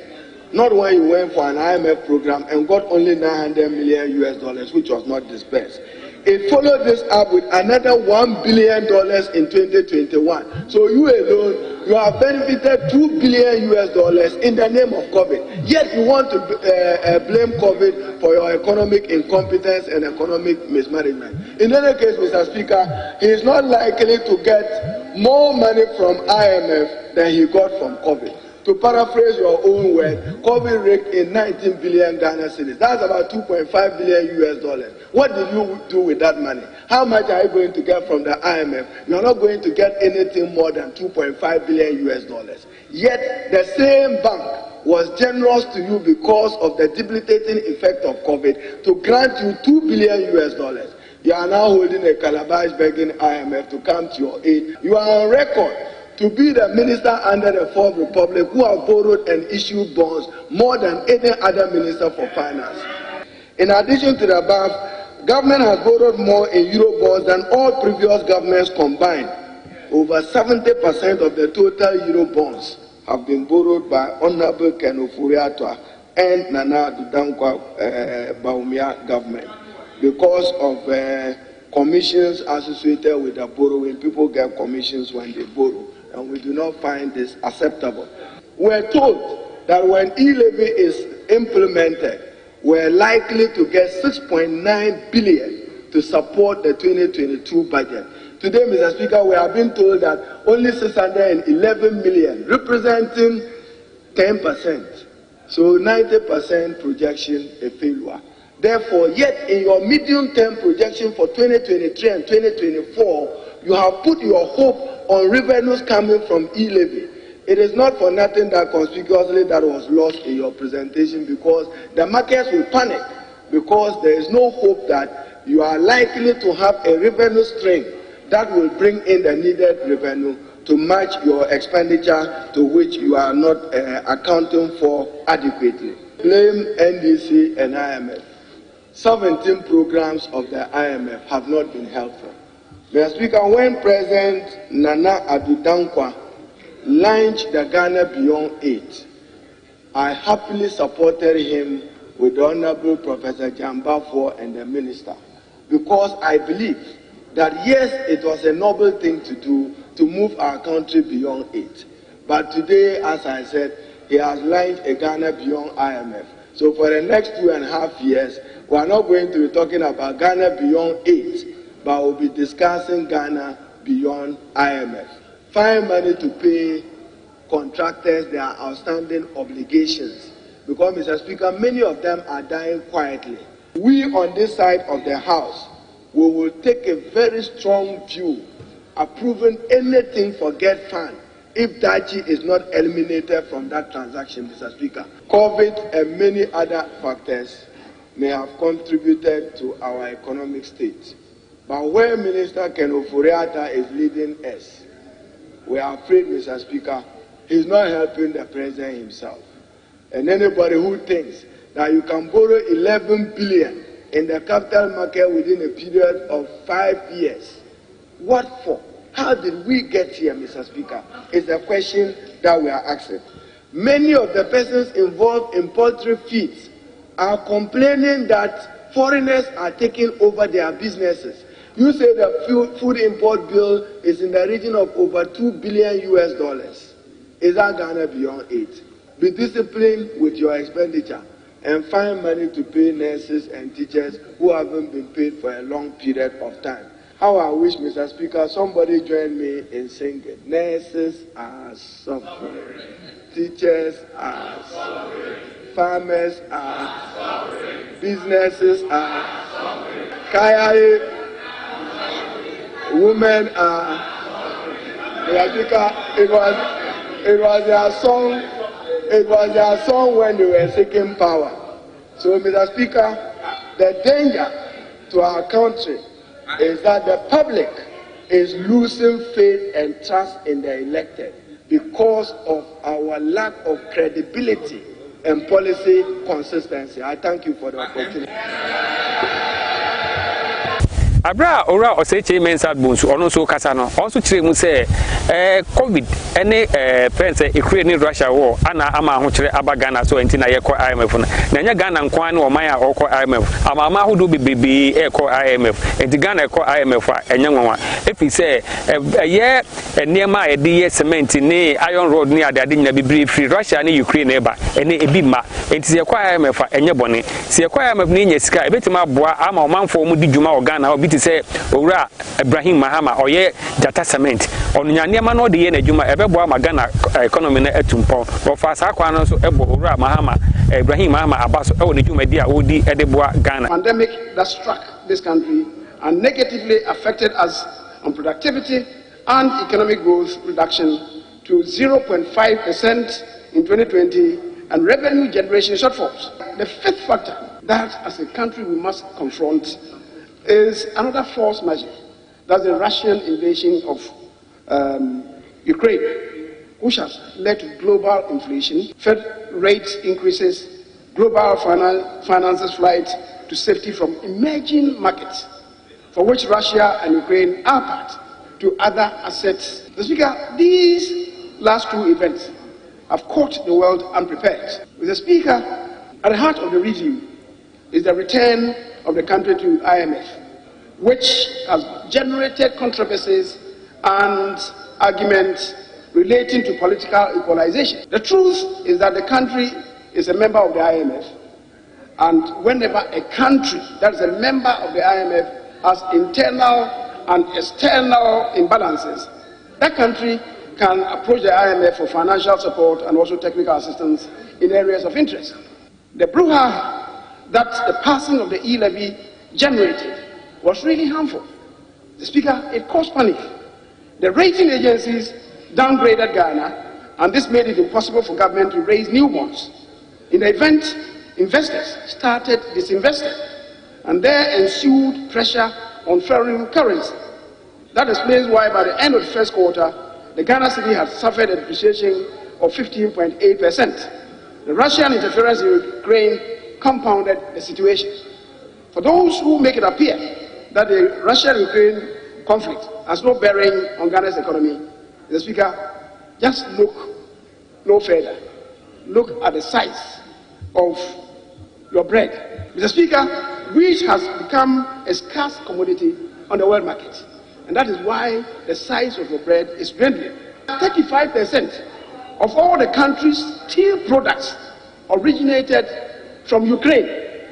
That door is shut. And steel products, including iron rods for construction, have experienced a leap in prices. About 3 weeks ago, the minority leader and I, accompanied by members of the Committee on Western Housing, visited Jata Cement to acquaint ourselves with works going on there. It was a remarkable experience. The young man in charge, Mr. Ibrahim Mahama, the brother of former President John Dramani Mahama, must certainly be encouraged. What did strike us, however, is that all the cement paper needed to wrap the products are imported from Russia. The Speaker, today because of the war, he cannot have access to the Russian market. A patriotic citizen of this country was the only person producing cement paper in the entire country, in the entire sub-region. That person was Dr. Addison, and he was also exporting to Simao, the factory for the West African sub-region that was located in Lome. It took the effort of one head of state to decree that Ghanaians should not buy, no Ghanaian company should buy the product of Dr. Addison. He brought in materials, equipment to set up his own cement factory. The equipment are still in his house. He could not set the cement factory up. The Speaker, that is the kind of damage that we do to ourselves. It's important to admit that the economy has come under some distress. The government that lifted GDP growth rate from 3.4% in 2016 and doubled it in the first year knows how to stabilize the system. We have the track record of lifting the country from the doldrums. The NDC has a track record of afflicting the economy with Hodgkin's disease, Hodgkin's lymphoma. And wherever we enter the scene, we provide the resuscitation that the economy needs. The people of this country know who the better managers of this economy are. The Speaker, action speaks louder than words.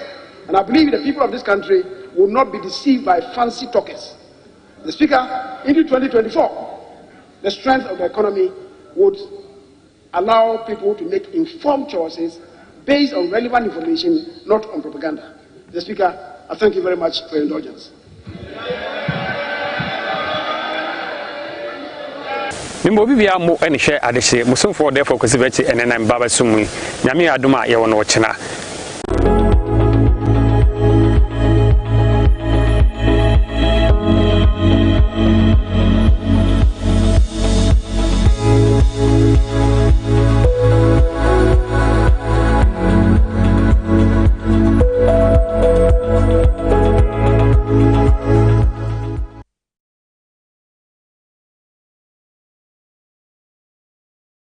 Samano free Ghana mrashe bedwafie chiramo ni akokwa so on the back of media budget review. But on the back of the same media budget review of Finance Minister Ken Ofori-Atta de Betudwa, Russia embassy what Ghana had the Betudwa nra what Twitter so say Ghana for mumra grata ebinye eno ma wodo kra e de ba kurom ha na nie wuduru Russia de na wudi etiotie no mo de ba kurom ha wheat and at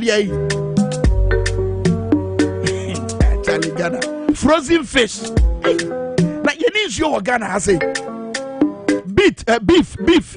Nam meat, beef. You craft Russia the Bekroma and agricultural food products. Mother Ghana. Pasiatic expert Ghana for Yinajimatum. Home at 21st clinic. Dr. Blessed Foster, one in the dome, almost a bra. Yadia Ben account. Simple a yes asiatica ya would ye chiri enra wonum e chenkure ye kasa wunro ye pake gu table usual enko ha Dr. Blazer Foster and the Doma Water to the first clinic say Branian Joe Branian show ya ye tighten us chepa de ye adwumano ye pa na asiatica tanya Ubetiwa 21st clinic na Dr. Fifi wahwe said ye tibia ne sitie no ma ho aduro ama ho afutuo ne wa hunu de obetima ye se siatica ye ka ye oto ase ntini didi mu kwa wona ase wona muro mu ho no eye wo ya for 21st clinic with over 15 branches in Ghana. They remain the sciatica expert. For Dr. Blazer Foster, one in the Domo 21st clinic, it was 0540-311-311. 0540-311-311. And now Dana Drew PSA, and Dana Drew channel 115 ewo HD plus decoder and so a besu a jabia so he wope a bibi mansini ahwe eye kro eye TV station ba ko pe na eyi sa TV station no afeni apa wontoma ye friend no Afro Cine Network Afro Cine ewo eye HD plus decoder no channel 115 it would the oyani with decoder na wako eye Afro Cine channel no 115 eka XYZ broadcasting jumaku eyi ho na eno ni platform a ye gina so e dia ton e bibi man ensem wo sini ye kwa so sini twa kwa so enwom bomu o pese de yesu ni ye ban ne se de esi dwene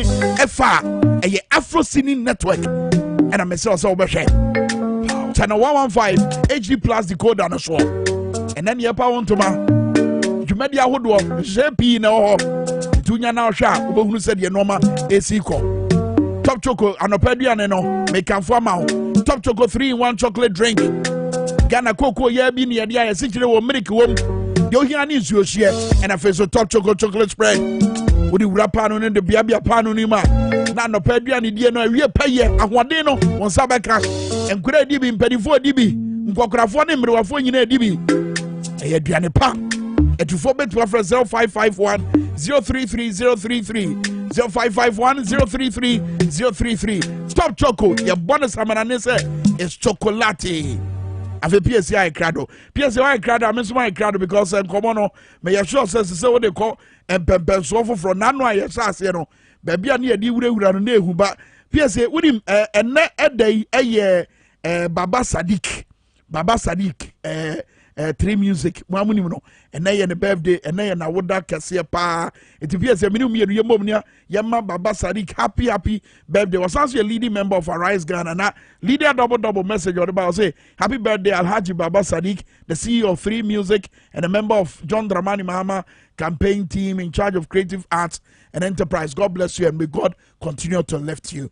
PSA nyame peja wo baby a wo fi se adwuma wo sha se na nyame adwuma na hefa na de ekọ kwa me da say na answer na me start no Baba Sadiq baby a obia Nyankopon to nkwanem one fantastic young man oye wonders o creative arts industry num oya de pa Baba Sadiq Nyankopon ma wa hode na ye ne wo ye ne de bia kwa me da say maso media ye kan adwen ene amanfo be kan o ma adwen pa fi say kwa me o ma ye timu yi akwa te say eya na niema bebre wo ho a ye be complain say sisi ade me begina ha hunu say Ghana fo na ba be kasa enro na ye kwa ajenga no kwanya Greek for fa so eye wono mo demolition na manfo ho a kire mo kwa me enche ye beba beyi se ye demolition ya na adwen oh yakwa ko bubu dan ye bubu dan ni wie na ade san aye te se utifie na no maame ana o papa na wo ho na se bi Onyankopon atoro nsa afre no na se ade echi a obo se nipa doso wo fio ade san na aka wonko a sa da no sa time no na ya na owuo ne heti ye pa den ye bubu ye ade san kwa me de okoso ajenga no no ade a eni enyan ayarehosem ye be ko ho batene no temamufo bi so wo ba bi a wo so ho kire wo Kwame wonim say time a Ghana ban ekoji sika de beye George Walker Bush Highway no. On say na ufri te say Accra Mall ba baby wo na ya fro na say ye fele na ye monchimonka kese de gu ekwan na ase. So onam kwan no so akwan na ye kama eso da so pa but gutters anase monchimonka storm drains akese ewo kwan na ase. Ba ye no ye jato ama sensuo to a ye nim say ye mpese kwan ne be flood ntino monchimonka wo kwan na se na efiri ho a ekohe tibamofo wo awoshi banyard ne mpotem Kwame ensuo ya fa wonum fie ho ama chese wonum fie no ensuo ne namase ama tembi ensuo to a na yiri mekọ ho eni tibamofo akodi nkoboti enei se wo awoshi banyard ne mpotem utie mo trotro mu live on Power 97.9 amukro masem ena ye ka no ye ni tibamofo ho atwetwe nkomo wonum aka o madwe me nka o masem mo ma ye tie eye narrative no se na esitie eni nie nti a ehu behia se aban ebetumrika akọ na eye Works and Housing Committee what Parliament chese the irony of the matter is say Works and Housing Committee or Parliament no me shebedwani a won potemo wo wasa committee ni so Sheila Battles but why den ye kwere timamufo ne kasa wi a Ghana for be kan madwe na no pay tietie ye ka no hye na esitie na ye ndi atem but then empanyifo a wono madwuma madwuma se omohwe na drains papa e won potemo no yetumi kasa an ahafo na akrampo no wono munyade a wono moto ma bako a sansemfo no Kwame se twem ye nko banyard a wo hye sesie na ye mbra ye ba ye beto aso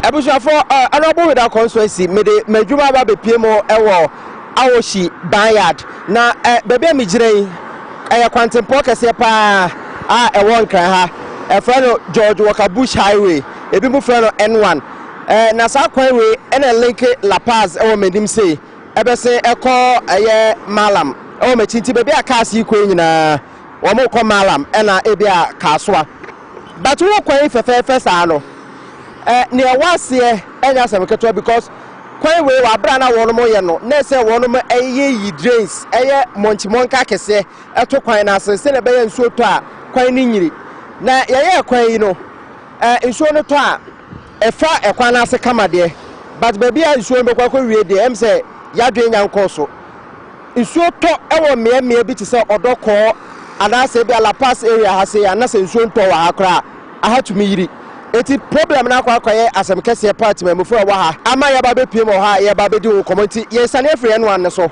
na yakọ gata kese enum ene ohawa edema omanfo a wono mo awoshi banyard ewo Ablekumandorf constituency e won kan ha say yesi form na ye kohwe eti ebushafo mafri ka kwan ne so ena masi form na ebe wanwa say bebi am giran ya connect gutters nketoa abaha ya ye ho convert kama de na so bebi ansuo ne kono ye nwe ho eti bebi am giran ade a obi container siso eye gata ya kata so efri N1 numu ho ena aba ntu bedu atumu se nsuo na afa ha cheye pa na nsuo no eba se ya eya ekofa hefa amanfo fi ahodo bebre na wa ha sei nsuo yi kokowura ho kwan a wo befa so na wo ma kono de ye wo ma masem eti ye bisa se empanyifo ewo kuro yi mu problem we awo ho for many years but na say timamufo chem say abroso ifisa wo mete okra we abo ase na nsuo ntoye no bi wani se nsuo ayi dia form ma ye na ebi mo ndi nkomo na afi ye wi a ye ntoma empanyifo ewo empotem ha se na ye ne omo nso emo nkomo sa gata yi ho asemi problem ye wo ha ise I see like for how long and was Bajo me did Francis me your chiame ewo kurumu ha. Oh okay. Okay yeah. It kuru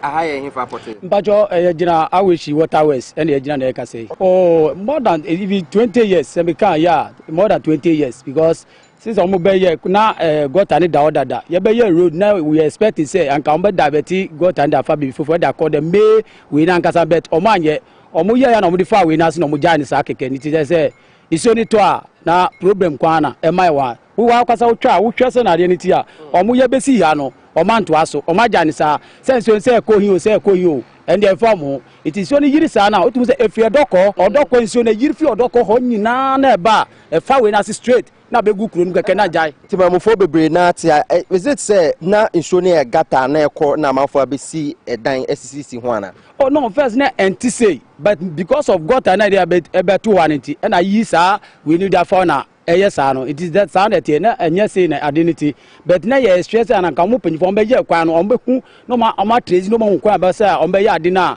Emma, or be a problem, but Omoya, no. It's a month for I was she and I feel by ad important Massiniad. My young intention equi, a coin for pote. Cecilia has a major collar fan, a collar fan, a witch, and a fan sure a down. Yes, and sure a dog got a secra, a connected to the mabet. We say that's a magi, and I'm Krumu, and Sana, Alinkako, may got animal. Sene Aquacoye, a bush of Yabamo, Babia, in showing Namne, a month for fear echo. It's quite best so, and I'm fast with 200, I'm wine, I'm a catcher, no, now, Cecilia Aquacusi. But Yanni and Pina di Uncomo Bibri. Yanni assemblyman so di Uncomo, Omo. Dia yedi nimu na ye friend wa haye omo eni dia yedi friend o ye popra wa wo different dem obi ani but omo dia wo ka obi ani sesi ye ko ye kuro ba ko anase mea ne doso ena nsuo no efa hoi oh ye kuro ba ko ena nsuo ni na musa no okay eti MP no mo ka kire no so no wan MP wa ha Kwame na bates ne ba no Shilabates yeah Shilabates what kind problem ya kire ya ka kire no ena since o win kwa won fa hakura bi ena on ti kuro ma so it problem we I don't know ya ka e da kire omo but no ankasa onti ya onim ne ekoso wa eti sa gata ya ye di free N1 ne so no ye di ma nante be say 8 minutes ana ya ba amanfo fie look at this obi fie nti so to a go say akwala ba ko di a omo nyina omo di agoro whole health implications enyamba but esan so ye wo hwe ase ya ye concrete enya sa edan ebu ene ade hwan ya sede se woba na obe gata free no ho na nama manfo fie sei and they've been here for years which is a problem kese pa wa ha nkwala du ankwala di agoro se yare bi free baby sei na eba anka ideally no esen ka ye kata we nyina so na so ye nkata so a chese timamufo wo mu hwe bi na nsuo to na efa wo mu fie ne ade ma yenje wono ma dwenkyere so ebusuafo na mo tie e Power FM boti ma join feed no live or Ghana web feed so live or Facebook Power 979 FM oboti ma hwe be free N1 ne so no sei enesiti e wa ha sei a wo hwe screen so na wo tie no na se gata no e ade na manfo fie mu a chese wo usi block nso to ebebubu no ti ha de concrete na manfo e de ebo wono mo dan ho ban ti se na ewu hu bi se na mesi e ka no bebe mi giran manim pe school ha say ya wono mu gusukra omo ensinwie na enkwala ko school ha say na ha ye adan ma me area corner no ehwa na ye das we gina ye kan wasemba ohwa obi feature ni open drain se de pakoro dakra you just imagine center ni pakoro de na ode sorry ni nyina issues wa ha say ya ye create drains papa bia wa ha say ye de gi nsu a efiri emea eba ebi ni ha ye tu gata na ye gen sa ye nimbe bia nsu ni be opanyin Bismarck wa say Bismarck atena ha for 25 years nsu to aya na etesen ya sam kase pa se tem bia nsu beto bia ye problem nsu kokọ amanfo fie nti tem bia no ye pli ma abani se abani mwenye nanka yenye drilled but ya ka obi amuyen ya se to aba na mpanyimfo no eba ha be campaign DC for MPP for CPP on be campaign se mo to aba momo no mo ko parliament ya wono mo eka gata ihu asem in fact NDC na ye kan ya no ma asame man no otumi oye bifi mangwase o de ba pim hanmo o pim hanmo no be obia so nka wo hwe bi nti sise nsutora na program a wo wane se obia ni dem no nsuboko na se obia deal with ne de minim eti se wo de no na obeja ama na fa ofia na se no ano no se wo de no so se ba na se obi betuma to blogger no so to blogger no no so divert no wa divert nti o divert a ono de so one intim to blog no wo dan no wontumi ndem nti wo de ne te sen wo bebe a wo te no e nso no to e asen na esiti because of that nti me ma to me gata no so me gata no so ma to so frozen nsuo to yiri kase paa woyɛ motorway no no mo yɛ gata kase paa no wogya nsuo no mu begu yɛ ha sise de asame ma na yɛto ma no kwa bɛyɛ 2 years yɛhu ne bio MP so a yɛto ma no ɔno so ɔma deɛ na wohwehwɛ afiri obi a ɔbɛpɛ sɛ mombɛto abade ama no nea mehwehwɛ ne sɛ manya obi papa a wobɛtumi ayɛ drainage ama me sɛ obi bara wantumi anyɛ a mo nyinaa no mobɛto atia no ana yɛbɛto atia no sisi anie ya yɛtim si ato aba yɛbɛto atia MP wɔ ha yɛbɛto atia assembly man wɔ ha because wɔn yɛ etitimabufo akosema ewa ha no yeguso ane omanfo etwe nkomo area ha de obedu a gatei se na osi hunu no obefiri se enye ademu bia but mfonyina ye de akire ye nsuo to ase na esi yiri no ese gata ne ye big issue pa ewo eye adama men na fe eye awoshi ban ya important ha sei no ya de eye big issue ebusuafo eti gata ye di na chi sa emse jamaya nanti be se by 3 kilometers and maybe 2.5 na ye bedru hay obi fie ni stone em say nsuo na ye hu gata kakra kapa no e wo enwa nas no ye divert ye aha nti nsuo to I just imagine bebrebe ni nyina na ya checha ne bi akwa amanfo fia na bi so aba be fanti veranda we ete gata so amanfo tena ha enu aduane na mama Angela e wa ha o so watena ha so 25 years ade we ha no nti ono ankasa o se ono abuda constituency wanka bia ma ye dia mame eti nsuo to a ya na sen na ahasite ha nsuo to 5 minutes wontimi ngina ha 5 minutes wontimi ngina ha ya mankwala akra ntimi mfa ha ha nyina ya ma wonhu street wonhu gata wonhu hwe it is covered with water ewra ye demu ni ye fie nyina ankrofo demu nad mo for bad several times about to pictures. Oh, one baby, one baby, one version ya got an, the version yancy, and no. Until we ran me buy a mouse with concrete, I'm there bought more by what I say. Mouse wins so concrete and no a 1 year. One number test, but yeah, we ever see Hassie. 20 Empino, or yeah, Empino, or yeah, you know. A boo and kitten, a young cassa, yeah, buane, no way. A babu finally cry, crying for her. And individuals a waha and a contribution and almost the year. Okay. Yeah, assemblyman is almost feeling and the Gusuma, a man for spend this car. Send out the babao, so China or the babao, ye and you may fahan easy. Into the Siano, why mona more catcher to see and penny for Yankasamiko assembly ho. Miko who engineer no. Ya to try pictures the coach almost said, this is what we are going through. I know catch him say by then no na ye inaugurate MCE no enti no ye inaugurate ni wia wo mo beba abehwe ye de MCE ni beba na wo mo abehwe na mo hu do mbe ye say ne no mbeba mini miti hei miti mi store no ha omma ha mba bisa ye say aha no etisen anase etisen me mfa mani se hu no wa hada enti na empanyifo ma from I don't know why. Na say ya na me sen ko frɛ wo mo biom nsu e nam city sui one point awia boy na wo no nka sebre me ana oba won say my galis bi e wo nti e diverting so no e de kogota no nti sa nka so no nyina nam ha nti wo hwɛ wo ya mato ya na se nsu na ba na abepem June 3rd ra edan bi ani fie ha anrem ebubu wall nyina ebubu ni nyina mo mo san ye fufuro ya demu nyoma nyina everything ya hippie bola wa ha enya easy e charge ya June 3rd that time no mo ji 1.2 million bola amount for nyoma say 120 cedis e wa ha bola but before June 3rd no na nsuo no na etayiri wa ha say yiri da bia nsuo to 25 years me office ana me ti say nsuo ato wa ha but me say nsuo to you wo mo say nsuo ato me believe me wa ha na me hu say nsuo ha nyina ayema ana me say nsuo ntoye na nsuo ifiri na me say sada me 19 nsuo no nti me 19 nsuo no ma copy N1 no so ba bia nsuo no prefin na me say that was the time me hu say na afei na say na ha na nsuo no afiri ba na initially we didn't know e den ne be ye ya kan abre nti sisi ano ye afa say it has come to stay with us. So we dream was we are Ghana near ya saying of ya na ya me ya pa metria tax where ya me ya. Because I don't see the usefulness of me paying tax to anybody when I don't see anything. Me who she woman, me nya she woman, why should I keep paying? Why? Mame Angela Akanadwen for 25 years. Watena ha say de be nsuo to na wasesa na nema pie. Enti obatena ha first no na nsuo ni yiri. First no omu ye bridge no wo ho no na nsuo no emba ha. Na omu be ye road no omu ye bridge no divert ba ha.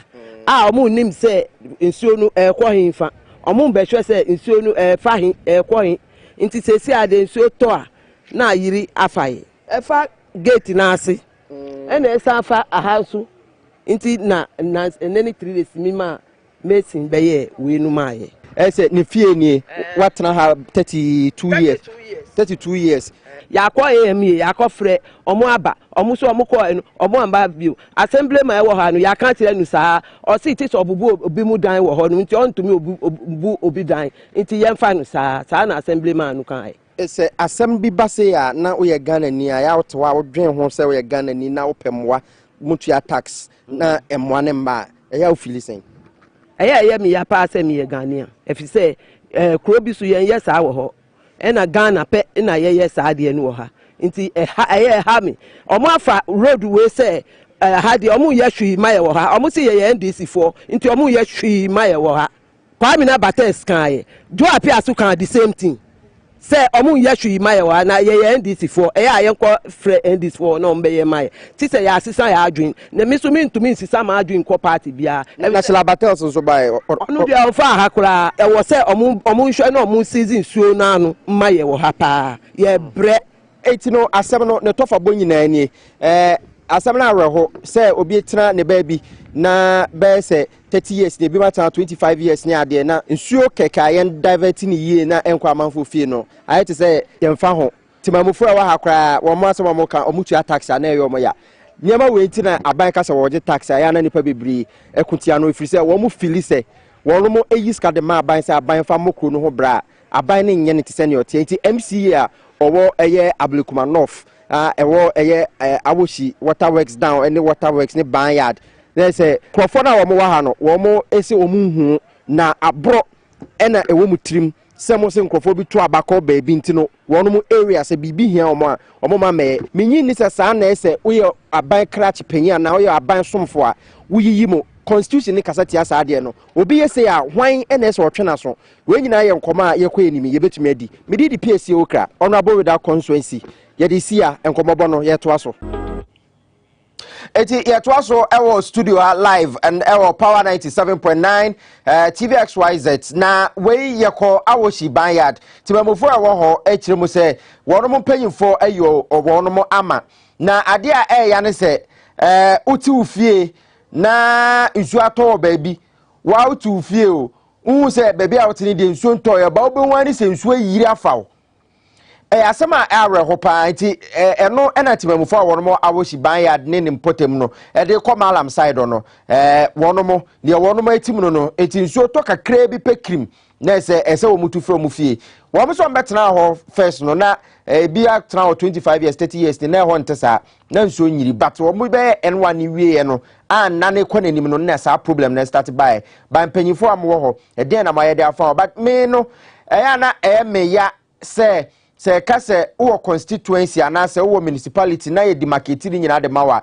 utumi kase nkrofo bi to aba ekɔ a certain way nti some of the projects ba mom bi but you should know say nipa na te ho because baby a sorry MP4 ne MC for mo sorry amoko school abroche sa mmea no mokɔ wa obi kura negligence nti se nipa baako ewu ana nipa baako pro tumi de nadwuma to na ɛhɔ no baby a yɛ nipa bebre nipa bɛboro 5000 na team potemo tem bia no gise ufie echi ukoye concrete na odi eguo de bi afi bia gise ukoye concrete na odi eguo timamofo a wo minim yɛkɔ yɛ tumi ni wɔnom nyina nkasa ba wa Awoshi ana sɛ tem utim potemo malam ne potemo a frɛ na yɛ no nkasa sesia 0204 155 888 hello good morning constituent Beni good morning Opanyi Kasiebo yes sir media de champion Kuseni Adam Ta the play at Taman okay me ma mu ni yo ani azuma pa o ye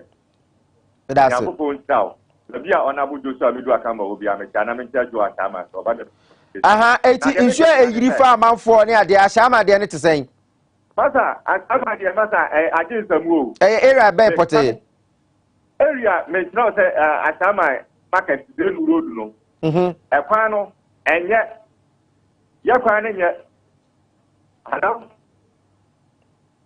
what you mean so aha me jira so me see yakwan Ola ni twitwa san frebium mama obi foforo mra mompo mo MP kra ka say Nana Akufo-Addo aban ba ye for 6 years nie say 1 meter ekwan kra ye mfa bi mba ashaman mo MP na wosu say good morning Pacho wani Pacho FM fu in pete me contribute to program so o free he free Dowenya aha ehon so te say na no pay the Diaboko, but I will see a seminar mocha. No, remove any MPP for the MPP was so any to put your tax man. And the ability say we MPP was so MPP from quantity tax Emma 94 on tax no on area ye.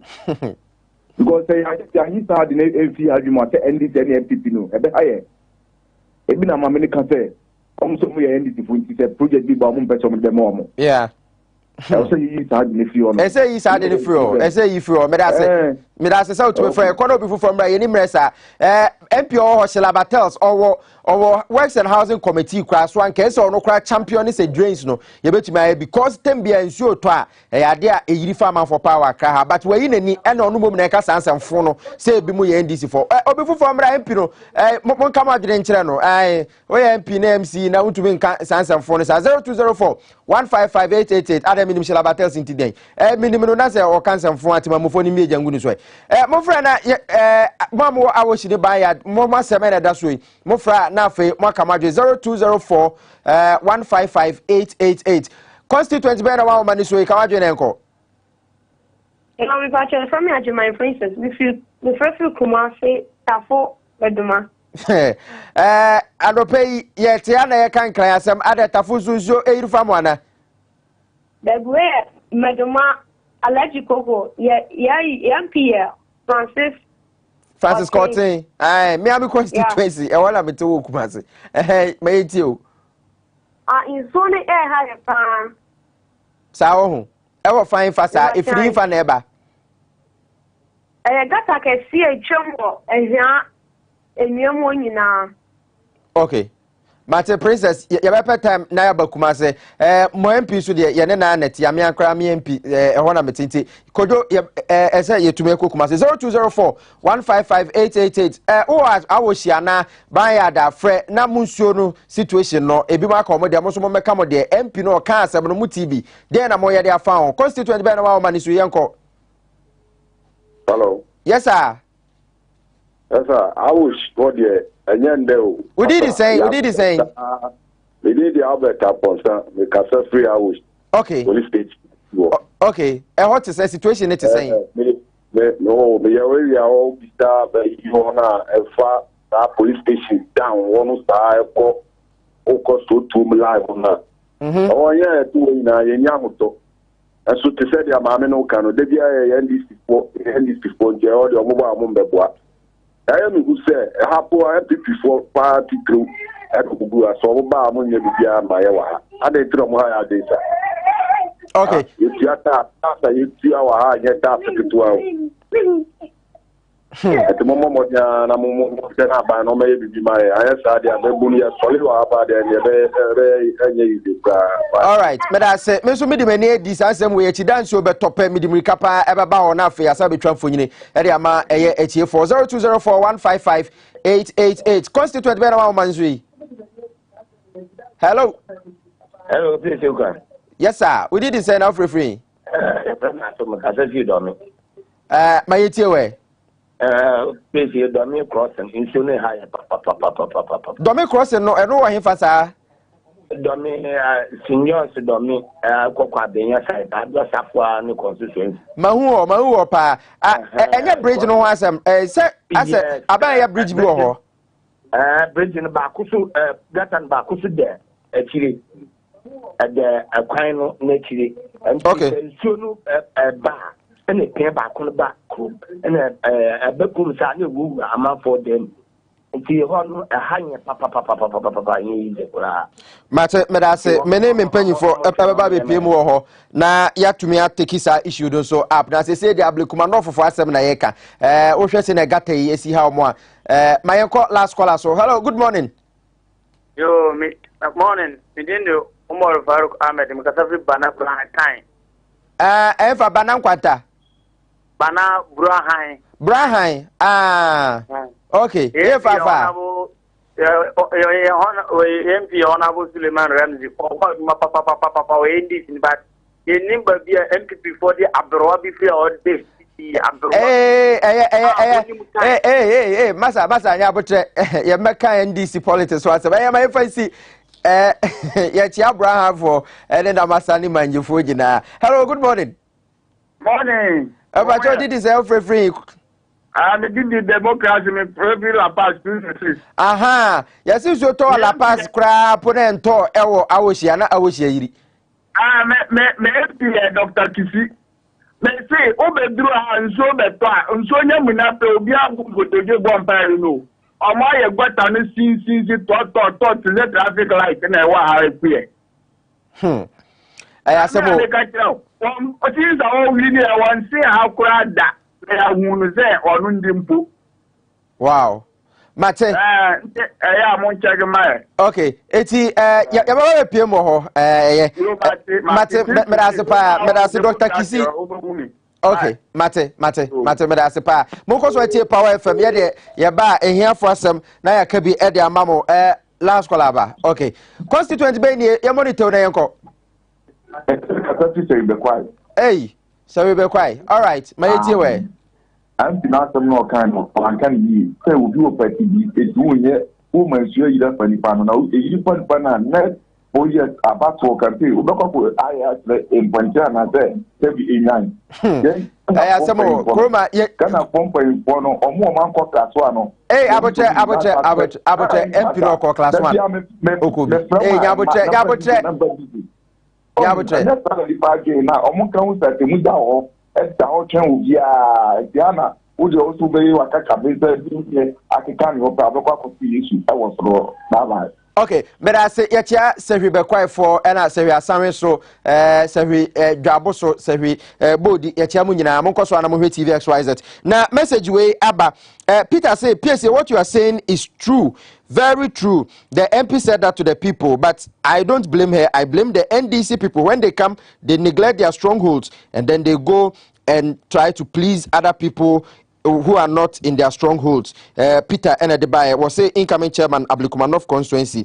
Yewura Harry Akoto was on one our tarnet into Ablikumanov for problem no Harry Akoto nebetumi aboa na afi wayi ni nyina enso ede free Peter Medase sawode o message enso ebaye we so ese your friend Boachewa one also say PSA ye bro we are suffering papa ai ye hu ye ne mo MP ebe kasa ye da ase pa ofri kire ko nsem de bibiri na wo ho ye bebo akire mamona menya fast na fe memfa asedakese masola natural clinic na fe yenko na kwame nso emfa nkomobone mbra ma wo se listowel na napoku enso ai krado ha wodoma de nkomobone eba arthritis osteoporosis ene hawa odompe ya na emu ya watika se sciatica ya dia Dr. Solaka ya dia pa prostate enlargement de bia me kan kire wo se bema wedi 35 years kwa mesrew nya fe na obererewe anono bebre ya check prostate no na hwe se problem wo ho a na waso ano ntem Dr. Solaka wa duro pa ti problem bia wo prostate wo adwon so a menjunso ye no so anu sesie na otena bi yamfa kateta nkwan kohye wo be memu na eba ne sa ba da bieja mesrew ko na ommo pa eno achi wo yoba untumi enwo ne ade ana se problem bi na wo ho na ma wo na atwa kwa akire na se oba so a ubu sa wo bre de bia ya kire waduro watondro sa de sisi table so bebere ase wa bie pharmacy shop wo de mesrew Dr. Solak ene betuma aboa wo na afi sa problem na tumi afro kokomlemle hwehwe no e wo Royal Castle Road obetuma aboa pa na afi bibia so ebetumi akonkan Royal Castle Road okokomlemle koho na womwa na fe so Kumasi Kentin Krono ye ne Shell filling station ne di nhwani mu sanso na kaso ahwehwe wo old market overhead hwa ewo kaso atimu amowo kaso Galilea ne mpotemu mesramo obomufo nyina momra kaso old market number ni kaso number ni 0598 170770 0598 170 where kaso number no fra we so honorable that constituency say bra won be hwe kama pa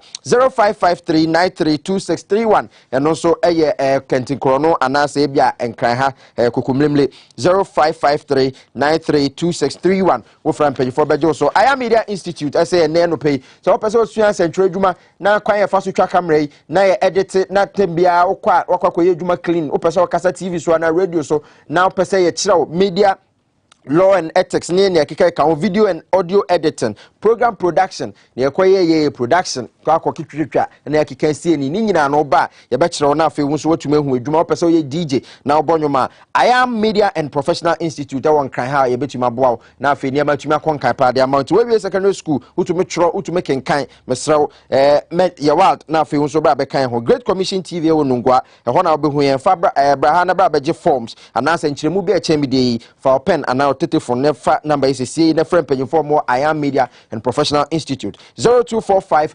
001574 0245 001574 wo friend page for bejo so ama bibia atumi akon enkan e de amount nana clothing SNA wo pata de papa hye enkola ma skirt and top African wear chese tembia wo say bia na me African wear kama nana clothing wonom nyina ya de nyameche masalachi hwa wala pass nyameche masalachi hwa freno 0553767787 0553767789 nana clothing baby e be clothing wa ma wankasa wa feel good pa enso eno power wisdom summit no so miguso kai mo se ebeba so nyankopon eya adoma on the 20th of August na say aka be bosom ya no ye ewo osu presby echire he ye eti mesrew ye bana aba besu nyansan ye de ye dwuma nyansan ye de tena ware mu nyansan ye de boye ho bra because Bible na aka se bibia mu no nyansan eni di enkan na empanyofo kukudam eba dwumedi ya se Reverend Daniel Donko marriage counselor Dr. Samuel Amotobin ewo dodona friend Tobinko wono so ye chairman ema Tobinko group of companies wono so ba be kire nyansa ne kwan ye faso ekura sika na afi ye boho moho enya emfaso so Reverend Charlotte Ojo marriage counselor Eugene Ba embryologist and afi ye bebo nyom so wase Celestine Donko ya de wa no so nyom to ya de panti bra so opesa wo sponsor dwumedi ya 0554 343167 0554 343167 ena sa opesa wo babia number ni memfre send attend ATTEND wo send attender na wo do din aka honti attend ebia PSC okra na wo de akọ 0248712812 0248712812 na fe ya pakunya e de siwe de amaw ene dwumadi ya to koma kwame menka e de nkomobo na ba 2 years ya de kọ Ghana obi aka ho cha se yentumi ntwe ma yento aba 2 years ya eda yenimi die na yebetumi aye abai betumi abọ no homodin se obetoto ne emaye na petrolbo enro na mehwe news bi America petrolbo na start ba from ebe affect Ghana na niema betumi akonka niema ne bo akosoro ebe ba from kwa be na ebe fa so aba from na kufa do betumi aye bibi ama Ghana for ho atomo eno nkomo na ye de ebre kwa memenka ne listo well na poku mi ame ofa na fe justice ye bo a wono mo aye krado na ansa na no honorable without constituency mebu mi mu no ma yenko Solak Natural Clinic na mo nkomo tew kwame aye krado wi a odina aka ni nyina ebeto aso kwame tete onanke yenim se first mpanimfo na se bumi yere mo yemre wo mpamu by won say no youth no 25 21 no one say complain kan mema no the one that say courses nan kasa mienu edin kan one ye game ne sha ase ntem on se me papa no mo sha ase 30 it by time one game for 50 years no 45 me say me sha ase 12 now where dey me sha ase 12 it's so 12 o'clock oh at the 8:12 hey and na say tom wow it you compare but 1 minute 30 that's my game how many years 18 years wow and na yen hwe erection yes e dey by sight and dey anyfo to say Adam who if was under the saka no to ta to no man for say ye dey o ka say oh what touch him heart touch final unu mi enka hwe say we be animu no ye Adam if was if what is this what do you mean the oranges. Which oranges? Us na dia na bo hoyi o nwa de kro. Na ye ni bo Zigmoid na o mana ko komu ho. Meka what's your friend saying? Zigmoid. Ye ni bo ho na ana reports na wo ha no a. Na eni was ade we de mpa nyame oh extra time. Hallelujah. Yes you know me. No some information na akọwotiri mu adwene.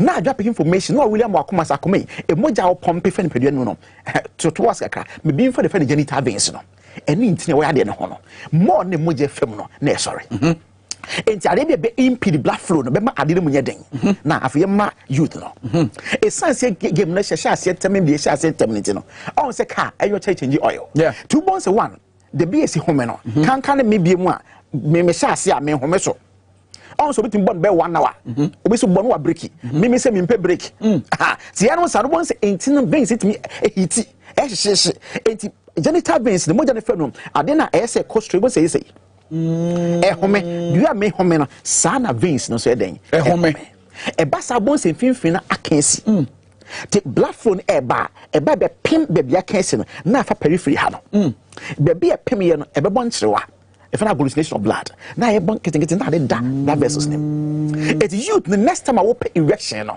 say blood ne kwa ekopim bibi e san say pim no nya free flow nti once afi no ade ne kwa jane ko na ekopim na be ya kwansidie diamond wow enti na afi o maso a ase moye mre kwame solution ho game we was to dead as a promise and your 12 is na just nye duabo debi enye say bia efie I want to aso bi na akofa aba because all she game na sentem wow it veins no emu no esisi ese worship enti wa ohuru si apa opposition be ma blood flow na e be sintie e also opposition wo ho yes because clot na betenem te basa na emoja ne ntimnya free flow ne nko te basa bon sa fe no eko eno bon say say halfway o enyina so ya bon say how did you say eno ase onko aso onyina ho kono kaya na we na zipman capsule saba a ZIIP zip now the man account and member na be zip that's right and then may be na be ma be zip a SBP free mobile now one san ka zip man once as a halfway no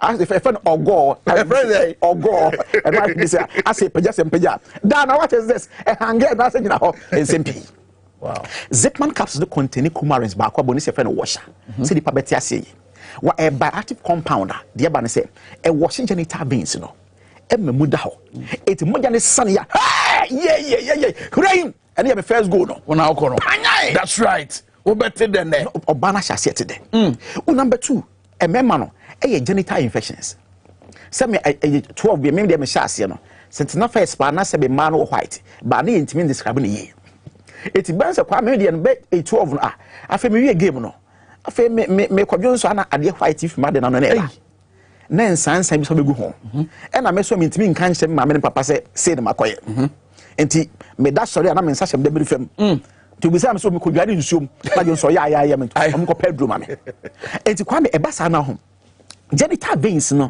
unse ye be man spongy sebe enti na ye it me stretch and afi tamon so it me e ka to man someone candida albicans me ka odoni odi po na ba ana de sia goni bacteria no e be mu sia pa ofidi on sa spongy cells no enti no no atwemu lactose no hia no no convert ne jana na find the discharge to find lactic acid and let say kosuamo na pro ana mo kasai ana fejo go sebe asai sensu ne pefri ya de no ba now more na air trickle banner link ne say on say urethra na ye jonso femu no e ho na sebe ye wirizia yi ne ba de woni je ho no that's right e oni ba oni fa ba and the ho na lactic acid go nsuo ne kanda abekan nsuo no fa ba and na go nsuo no so no e ya akose sperm no and the ultimate function pasogro say yin se ba this me bo game no na say sperm ba e say me hold on na sperm ne ba na ya na ni dia ba fie father's day celebrate what do you say problem ne say me share game na say anani pedia pickers a enso me fie three no ba e dey na ba e be that be oh that be e sperm no so that be nya no a was that be e go no that be nya no a so one ma e ka say e sperm no e doso na ni pedia na pickers a signal na e be fa ne say time ma so be release me wa na afen wa shase ti esa o shase na trickle na akate of the blood flow ni cause and you fine e kwaya ta ne fine that's right and so bi the komabu okay adan the pedo pick wrong signal now and onya solar cable measure SOLAK solar cable mesh no now you 21 days e bekum abon wo mu no atwen su bra ne free ho now resolve masa confusion free ho anya se ma condition bi your friend pre penetration ejaculation your friend then pre penetration ejaculation. Okay. Where different from premature ejaculation. Where the adene sorry arrange. Nemo here say bana dabi jama spell no fine. King Kong. Okay, doc, udim. Minim say common no e do and some AP. In fact, a man dey no so ultimate ba emaye. But we be man na wutie and na say we your ba na tenka no mpo afri ho na ye wadeswa. What be sa hun sempi abo hon paye ne hon krono ba akwanya no ye de ma phrases here numbers no 0204 mame hwa de 0204 mo mo na mekenga number no 0204 155 944 0204 155 944 and 0204 155 888 ubetwa phrases here baby ofre bia me say oya no adwom wo kasa fidie na no na fe so say TV e na wo hwe wo so a me say dwuma no se de be ya ye betima di nkomo no e wo phone so your first call aba hello morning ya sure e wa homa no so ubetwa phrases here 0204 155 944 and 0204 155 888 entebia ye ba betena se na ya hye ye nkomo twetwe na se basabre Dr. Solomon Dr. Solak ene ye no wa say ye kasafa mabunu no eye mretoye empaso nkomo mretoye e ho nsam nia edeba ena fe so oba nso eye dan na tenka no fro hello morning good morning Mr. Odina baby of free Evans yet you. You are put all the costing home. Hello. Yet you, Evans. You see, because Obama, yes. Because there's no strength in it anymore. Okay. What the church move ever browse here, but yanko another caller. So hello morning. Hello. Mr. Udina baby of free. Hello. Yeah, tongue kabodi and a baby of free. Please tell me say you free. If I tell your friend Abdul, free Accra. Free Accra, yet you. And maybe na me ko junso and maybe na me ko junso ana mu de ata me junso mu no ya o me fele ya tu and ana se me junso na ba na atwa ase ya block it doc edi mo aye be ma say emfa eye ofrefo twato hello morning hello oh phone so what them what them from within a baby of free you the Bros, and I'm person body. Oh, your family Daniel yet you. Daniel, tell me what phone is why. You by going Panama. Opeso who Dr. Solomon Obetro interview Obetro yo Obetro why and idea there were mukran said doc obenya bre amount na wa church no ma bebre mu doc ye osima baako fatini nyina tew mame first person na no frɛ no say odwonso awate yawo ewum and onya solar cable mesh na 21 days e be isa problem no e de frɛ odi ama no and second person so efre MC another man so kasa ono so odwonso a wate yawo and asa blockage ha blockage ne de ene prostate enlargement to no hia prostate capsules no na for the solar cable mesh account kwa metew e ma no de nti e mo motenkate ko ne say white e ba himfi wa e cover sensor ura himfi be 8 inch for the entrance no sensor bi ho peke during foreplay white o de point so the band e cover sensor no during foreplay me peke signal no did say be dry entina sebe eti atenka na kokko etiko no ti awa onya solar cable mesh e use 21 days e be paper sensor na ho ama ye so bonku di force ready na let me be ma I come de ma no na how set benisa me the personal number na e tuja especially near opeso ohunu no peso home no na frame sisi na ye ni enkombo me MTN no e 0245 61 60 28 0245 61 60 28 0245 616028 and I'm Airtel number no enso ye 0261 73 62 63 0261 73 62 63 for the last time 0261 73 62 63 Kaisa Zipman capsules was a panya what better than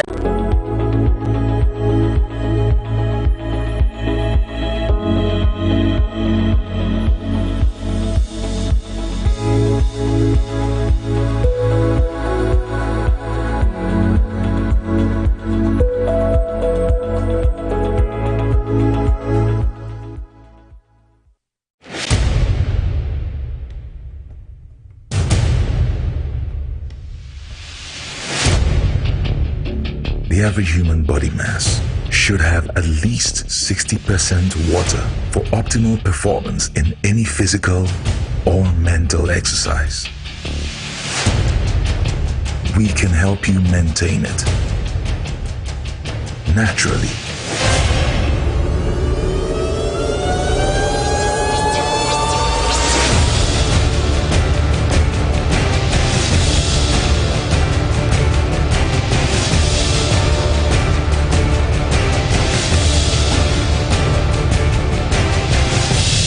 X Natural Mineral Water.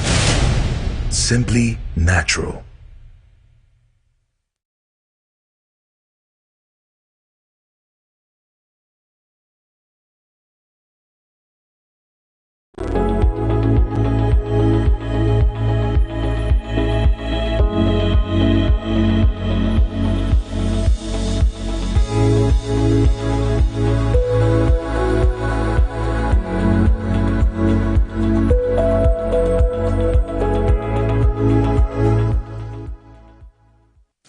We have also been seeing images recently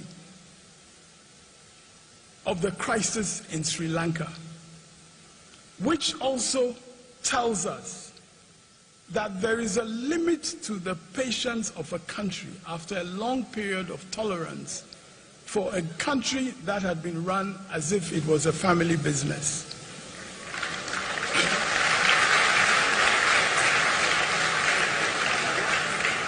And that had failed to address the dire living conditions faced by the people.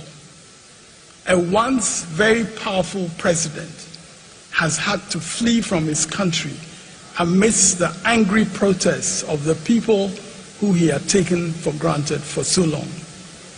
The fact that in recent assessments of risks of debt default globally, Ghana and Sri Lanka are mentioned in the same breath means that we cannot be complacent about our situation.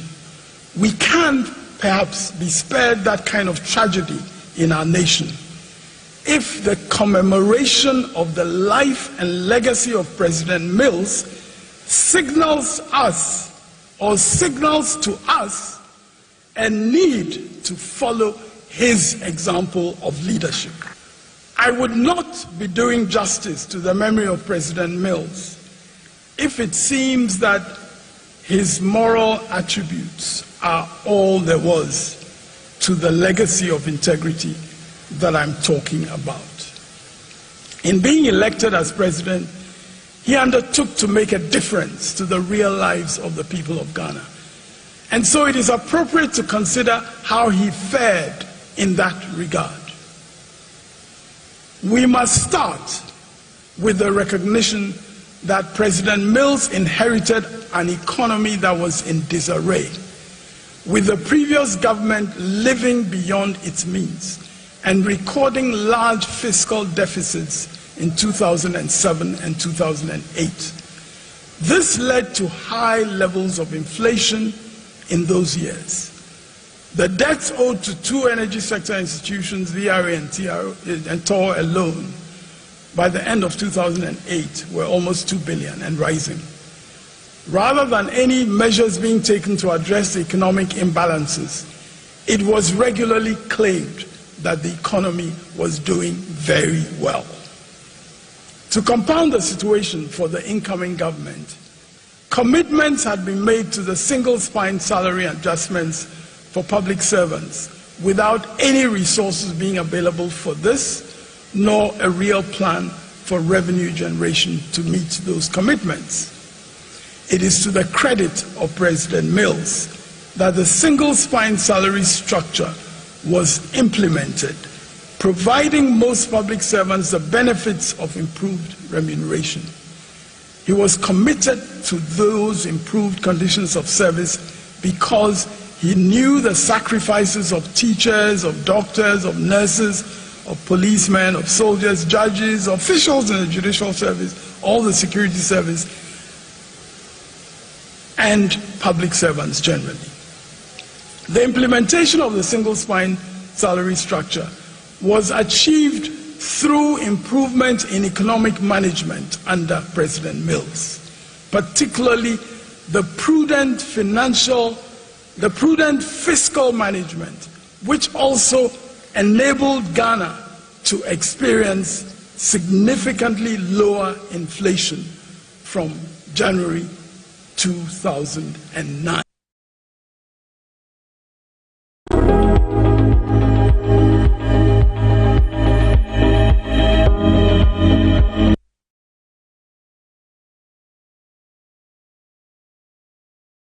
All right, Abusia for Drabas in the Power 97.9 and I face TV XYZ. Yen say Bren, yen kon komonim because Adajeni Poso cry ne medical catch was a common agent of Ako. O my Ghana Siga Sam to young home for near Yabe FA finance minister and Yobeka and Nano media budget review. Waka bedru say if ye me no fair die any no wo mo ba bedane o my Ghana shebre at least yesika sam e shebre. Ebit bibi e wo ho a edanso ana essential ana eda ne ho adi a e kire se nia ken oforiata finance minister aka no ebetima bam Ghana for amohwe etie mo areche mo so bibisa betimi esi within 2.5 years we ka yabura to o man Ghana so sika yenie afenso eba adwama so ne akwa bobosi a said ye hu nsi ye hu ensi nya akono nam so nti obi ambeso obebo ye bosia no ye betima ye bibi IMF nso etitem kwanje heye ede pa ne betima ye ede adane economy no listo nana kusi poku eye openya woda eye lead gakak yes gakak but was a leading member Emma Arise Ghana na se ade no pa no mani di echi and afeso justice yeboa eye editor Emma NDC newsletter ono so e wa say ya ye ba betwetwe nkomo but before ye mo ache mo akwa ba yeah good yes ebre no me sure say mutie Keno Foriata bra na we present media budget review na watch say Russia ni Ukraine tokwa amama hodo sika sema say no ntina ame abedru ba bia ya bedri na wo she nkura say he within 2.5 years ye ba bedane no ma e ebuso bibi wo ho e kire say nia wakan ebetima bam justice we shall say free me da asema me fa kwanya we so na menchia wa hafo nyina na mema obia nte se on se ye ka party a Ghana for da omo akomaso a NDC na periperi ye e wa manyoku ni ti on se ya start a branch election in Rev e wo upper east upper west northern region Savannah north east what incident be because at least so far yan TVB sir because the proper system unlike MPP na ye bo bi form so nto obi de nyina ahye botom no we ebi ni ho that you beji bready sound common but yenko me ma obi me create awareness there to so enra Kenoforiata then answer yes eco present media budget review na ubisa say asemo kan no obetimi aya na say 2.5 years no mbedane economy nani bra finance akwanso enhance local programs okay you start about tampakes you start no agu omon start ye na agu mekaye enfie mienu nie em say akufu ado aban we adwen o sinyansa o ene edi bu man ya ne de asa bibia ni bibia bi di onimu ano oye enye so onim no obo apayo a oyo no si onim wabon o pese uhunu se wabon a hwe si sabe so ye kani ye ka twi kasa me ka twi kasa so obi ye kohwini ana obi ye kwasampani a winim se de kwasampani bo ne bra kire yen okay se o papa ewu we jaw dan ye de dan ne han o papa wu ye no ono de not in fie obo akoma owu ye no so wudi na de ukodi o papa de no o papa wo fie be miensa e won kran ene waja okokofuo ene gya na adwuma kakra o ba ya o se adwuma de ontime nye o ba ya na oton adwuma no wadi skana wie o papa dan no o se wo medibia ma obi a han 50 years kokofuo no media kosi awowa maton wadi skano wadi akoto Land Cruiser ene cars akese wada mu atwi afei de unya sika kra na odi atofuel unya sika na wankasa ho ma wawo mo no wahwe om udi bia ko school na afei unya sika kra na odi atuo school fees but yet ufiri he kokumase a instead of so obehunu se busua no ahokyera bamu no okofa play no de ko e wo bra obetimi akofa VIP at the list rate sa papa no enye obi ne bachelor so ekwasampani enye obi ne bachelor so oba kohwibra John Mahamad no nye papa because ye can in terms of age a ontime ngu Akufo-Addo pen kwa bia so senka Akufo-Addo kra de betimi awo Mahama e betimi aka ne sa but ye nkase unua ketwa Mahama se o enchiri man yetu oil enchiri man yanwi omho ni empesi kakra mfansi na enchiri man ba omo abefa Mahama se o mumiensi airport mumiensi hospital Mahama se o me hwese de Ghana mamuo ne kwa so na me kire no mumien pe kwan e befa so e be generate revenue wo manim enti Bank of Ghana Mahama etena so won koje besia wo Bank of Ghana all right Akufo-Addo baaye no sa sika ya Mahama di ja ho oil sika yi ene stabilization fund ya Mahama de baaye se eto a yenyeje ni emfa mobra no ono di akosi awowa emfie du numuadi Ghana fo ya ehunu ya ho ano sinking fund sika wo muadi still Ghana fo ehunu ya ho ano get fund sika ya jeje eto get fund ne nye sika da ho te sinking fund sika no get fund ne sika eto a ya jeje o se to no de ubetua unya ntua ye ene de ubetua ni nyina wo de akwaje sika wadi still Ghana fo ehunu ye ho ano na afeyi a aduru bre a oman no se ye revenue a jeje no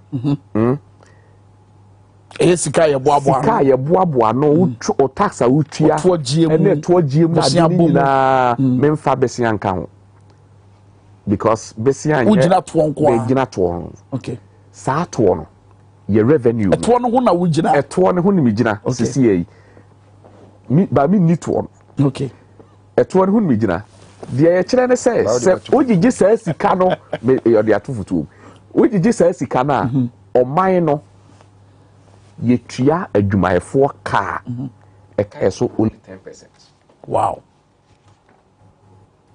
Na se o de besia a ya bo hu interest be ka ho de a sesese ye betimi atua je Ghana sa akọ bo besia ene yetimi atua ye interest on loan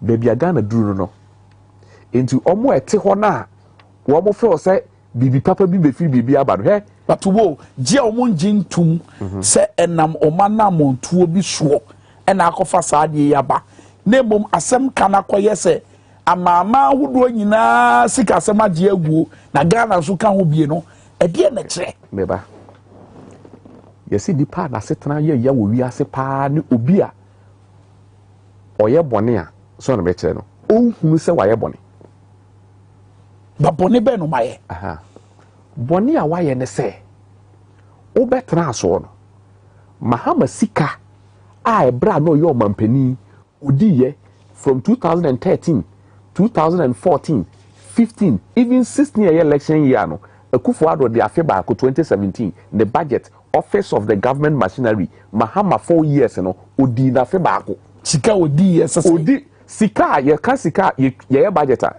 yes ye the way education ye the way road ye the way eha ye the way office of the presidency and government machinery eno nti no ko wa obi a was special assistant ni afa nipa presidential staffers nkwa almost time 2 of mahama presidential staffers wo mu nyina otua omka o mu nyina wo ka o mu nyina wala wansa o moje eno nkwa alone ye mahama 4 years Akufo-Addo de afe baako 2017 nkwa ni sika wodi ye no ye mahama 4 years okay to mo fom so ni bi no enfomso ni bi no enfomso ni bi ne say wo ba ye no wakwa kofofa hwe ministries a wa create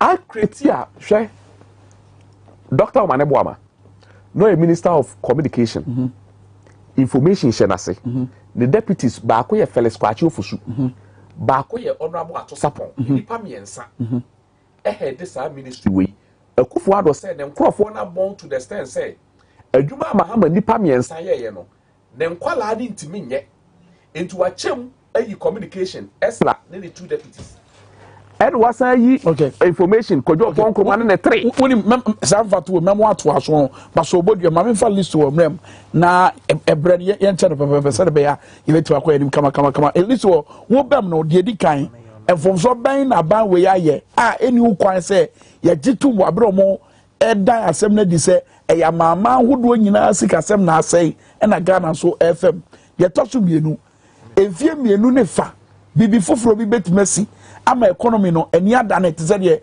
ora keno for ya ta kan amenfa encha kasie ye modro ndi kan ma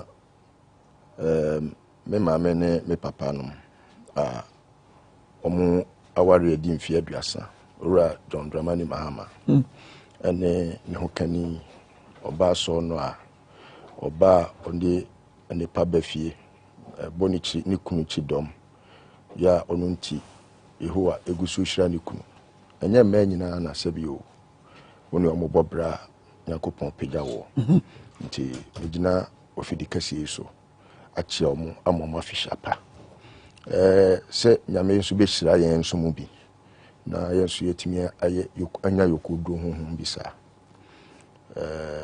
bisa tiefo na hwefo nyina. That's right. Tiefo se ma ne so Kwame if you say ya wo hu kromfo a ono agya tum so ya kromfo da Debbie enti se wo ka se Akufo-Addo nyene mfomso ntum kanofori ata nyene mfomso ntum omo meje ntum se omo na omama de ekoso yi ene Ghana ya tenten hu a ene mframa eho yen omo nyintum a ebeden na kromfo wabegya tum se krono na me boye oman ni sika na mawia oman no enya ejapade ahodo na mafa me de mensa abo man sika mu ma privatize sika for public funds ya privatize public funds ya making sure say every state asset bia no ya appropriate through state capture ama ene no bibi ekoso o man nim bia no akwete se abusua se ne na nimdifo nyansani lawyer chachuchikata eka no se ne si Sri Lanka ebia na esi Ghana ha abusua baako afọ man na japade nyina ni mu agudie ni mu adododie nyina abusua baako ena omode me ne wumienu ene otumfo no manyansafo ni etitire wo Ghana ha nyina aye collateral edi akwaje bosia no ebi nsi da efiri se ewiase ba ya yewo oman Ghana Akufo-Addo nko antimi akwaje bosia kakraka ete se busia efi Kwame Nkrumah penso be pim owura Mahama penso busia no be se ne moho emiensa ono nko a sika no untimi enye accounts for 10%. He cannot account for 10% of the accruals waje loans. He cannot. Neither can he also account for sika wodwa Ghana for taxpayers money. Yadi dia to futuom ya minu eken ya ono wakotue futuo ne to awodie no. Sa sika no untimi mu hu konta. The simple thing I was Ghana ni bi ehu. Na odi na adwen koso ne say se yede abusua jaw se de na menu ekirekire mu na abusua no wo ye abusua pani emu adan a yehu baabi adan no wo koko a yehu de yede jaw wo so so asa bi obi ani tua se wo papa de agya hotel ya wakoton hotel ya di sa no tifie oye politics eba abemu no na listo wo kokan yes listo wo ye personal ayi na yenya personal nipa no se se yakasa Ghana mampani a o ka MPP mampani ni di MPP no ene bebo ni tidom ede na betena banwa so na wono ni suban ene ne ye abebu man no ensemone enti ne yetedi ti sa bre na na meka no na nyese akufodo sabi na tia na emahi ni suban na enye na meka se sa suban we yemfa ni mampani ebra no munya ba ba mu no yes yemfa sa suban we ni mampani because sa suban we eye kokefo na bo sa abra no sa abra yemfa ni mampani e wo Ghana ha kokeni e na odi sika bia wo wiase mana obedi wabra wo hu se wadi sika no obewia sika no di ama no kura ba sa wia sika wo di ama no no obewia no di akoto ba bi se sika no nyina asa. It is obi ketsa o Ghana yesika sa wo boa sika ne waku fodo ne kano for aton ho e wo bo enu ntina me minority for ni nyina anya adwene na Ghana is broke. Ghana is not broke. Ghana has been ripped off. Yesika no e waku fodo ni nuanom ho e wo wo kwan ba o mawia o mu diska ne bi akototo tax savings mu a o adansidi e kire sa adansidi be na kire se sika na wei o na busa Professor Mills. Certain Professor Mr. Bobisia 28 billion. Akufado si wuntimi Bobisia 28 billion. Wabra wuni hwe de kire. Ono wa Bobisia 271 billion. Eno kura no ye friend say no hydro nka ho. Syndicated loan e kwaje no cocoa board nka ho. Esle yo mudi kwaje busia ye nka ho. Road fund yo mudi kwaje busia nka ho. Ni nyina ye busia eno ye nka ho. Busia directly waje ne me ne wedi aye collateral otufo no nyina ka ho wo de otufo tene ne wig ne ne bibia akoye collateral akosia wowa age busia ye hu de odiska na ye bepem ne ye musa question se kaga na ni ne tenase na waye reflections abusa ne ho se aban ben ne betimi abosa busia we ya ye hu suku dan ye hu asupiti ye hu your friend is who they call him much the dying crying you were them. Also, talker. For instance, energy sector no say enyinam kania ho odin a ebusua wo mo ebeso mu no efri abandada ye mahama aban no ede kabre wo mo sa no mo ka aban a nipa na adwene mu oha pa te sha tentihu ene kasa asem no na adwene mu oha me share a report with you the whole world you see, you share the IQ levels of the world, the IQ averages. Ghana, you di oha any ediokono out of 199 countries. Ghana was 190th. Ghana for ya jini mo ha papa. I don't think the president near report free. Oh, I'll show it to you. It's a national. It's a world report. Just Google it on your phone. Okay. IQ. Average producer of the world. Averages of the world. And you can show it on your screen. Okay. Never baby Ghana. But point in say. The point is, ya jini mo ha enti na obi ana jini mo ha e ka sama e mo ha pa. E dia che Ghana for. Omuyen se obeto ka. E ka no bi. Enti e ka na obeto ya no. What is so ana say e ka no e bi abeka ho. Obobosia. For example, we say Tio obobosia ni dia. Nipa na jini mo ha na e yesa. You see obi ka no way. enti wa bobesia e de atua bosia na eda ho ne ka enso bosia na ekosoro te say adwene ni mo ha ma wotuti wana wo hwe say Akufo do ka asem we kire wo a wo didi watem. That's why sometimes people say I'm angry at him. It's an insult to me. Yeah, imagine here Juma say we be catch me say wa ko bobesia de akotua bosia na so bosia na ekosoro banks ni bi nso be ya de so a de to so mienu what is sika wura have a question about say you say Mahama akwa sign take or pay. Yeah, energy sector. Obi an adwene mo. Hanti not only Papa Hotel no. You see, adwene mo hama. Sometimes you are troubled by even your comments. Because Papa adwene mo ha. No, but that's Obi, where personal attack. I mean, yes. Why president of the republic? And he's been personal attacks. You ever need the office. Mami can say that you be president. And I'm sure you don't want people to say so why Akufo don't tikura mempe. One my office now I had to say I had the time. Say near president there I had time. Because you see Mahama akwa sign contract. And then me no ka say Ghana for baby for any kania. Ora Rollins apenso and odi bibi ba ya na omuma enkofa community kania bo say Rollins akogina ho sabre no na waya afianga kakra no akogina no aso kania na kromo for na bo share e bia no watu abura bi wo ho no anu nsuo ni bi no de krasa no wanom na obi ehu say share kufo ba ye no na o si da bi yemfra de bi rural electrification project. That project alone will expand the electricity ma ebi kokoko kro bi num te say drop on so no kania di ho. Owura Mahama ne Professor Mills ba ye no within a short time. If I even with Owura Mahama time, no, I remember the figure is about 2,801 communities. Within that short period, no, or Kenya communities, maku 2,801 communities. Uba no, sap progress ni na astor. Mahama say, Kenya no na ye ni binti na ni ye low shedding. Mamim kope Kenya ni bi meka hon. Enu nti wakofa kapa waba, wakofa Ameria ba, wakofa other thermal plants aba. Ene Kenya ye buye so. Wo wie ya so ha o. Wo se da bia ye koto crude. Me ma ye koto crude bia ye tu petrol ni bi wo man we mu. Na ye flare ye gas, ye say ozone layer no. Enu nti ma me koto toa kakraka. Ene ye flare na tuabo. Etuabo no ene ye toa.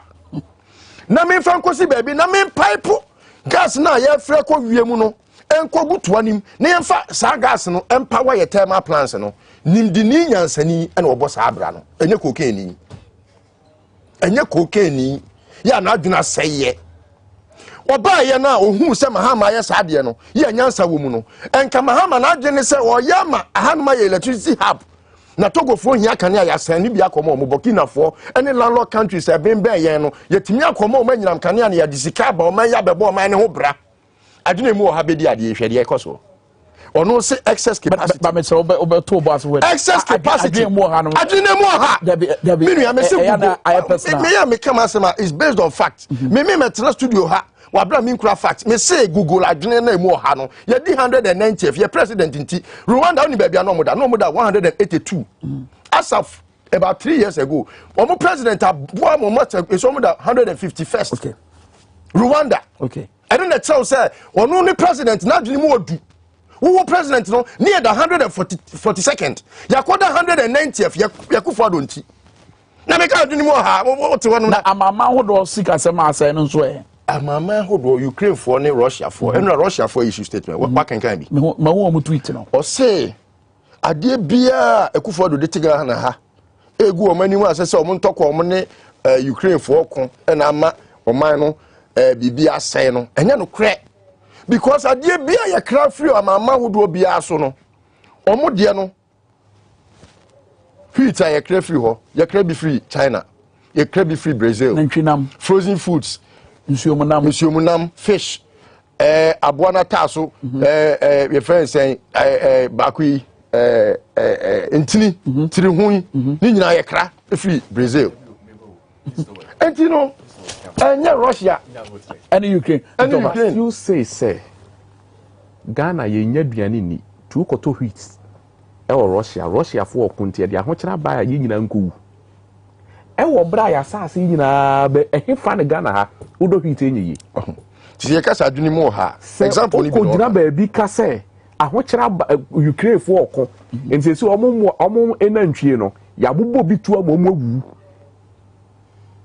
Ghana obi di nantwie free Burkina ba Ghana mani bedidi enti saa sika amawie mode ma nipa kura ton eye nantwie a enti ka kwam de mebo COVID bae no nyankopon adom na yese okwafuo mu a COVID enyaw meboa yese baby nipa wo e na wokọ a ubenya COVID-19 enti kafuom de COVID ni ho enti se ka ban bi a adwen ne wo soro a de nka obetumi aye ne se ne yesa ne te de a mehwa amama horo a no mo adua broma bika e mo de breye no ebeba se omo mfa bro ni mabiem omo ebreye mudi no ebeba se omo mfa bo ni mabiem enti ka COVID no na ye bre sesen commonwealth me turn yes situation around because Ghana acquire import led economy so na be kire no me no ka say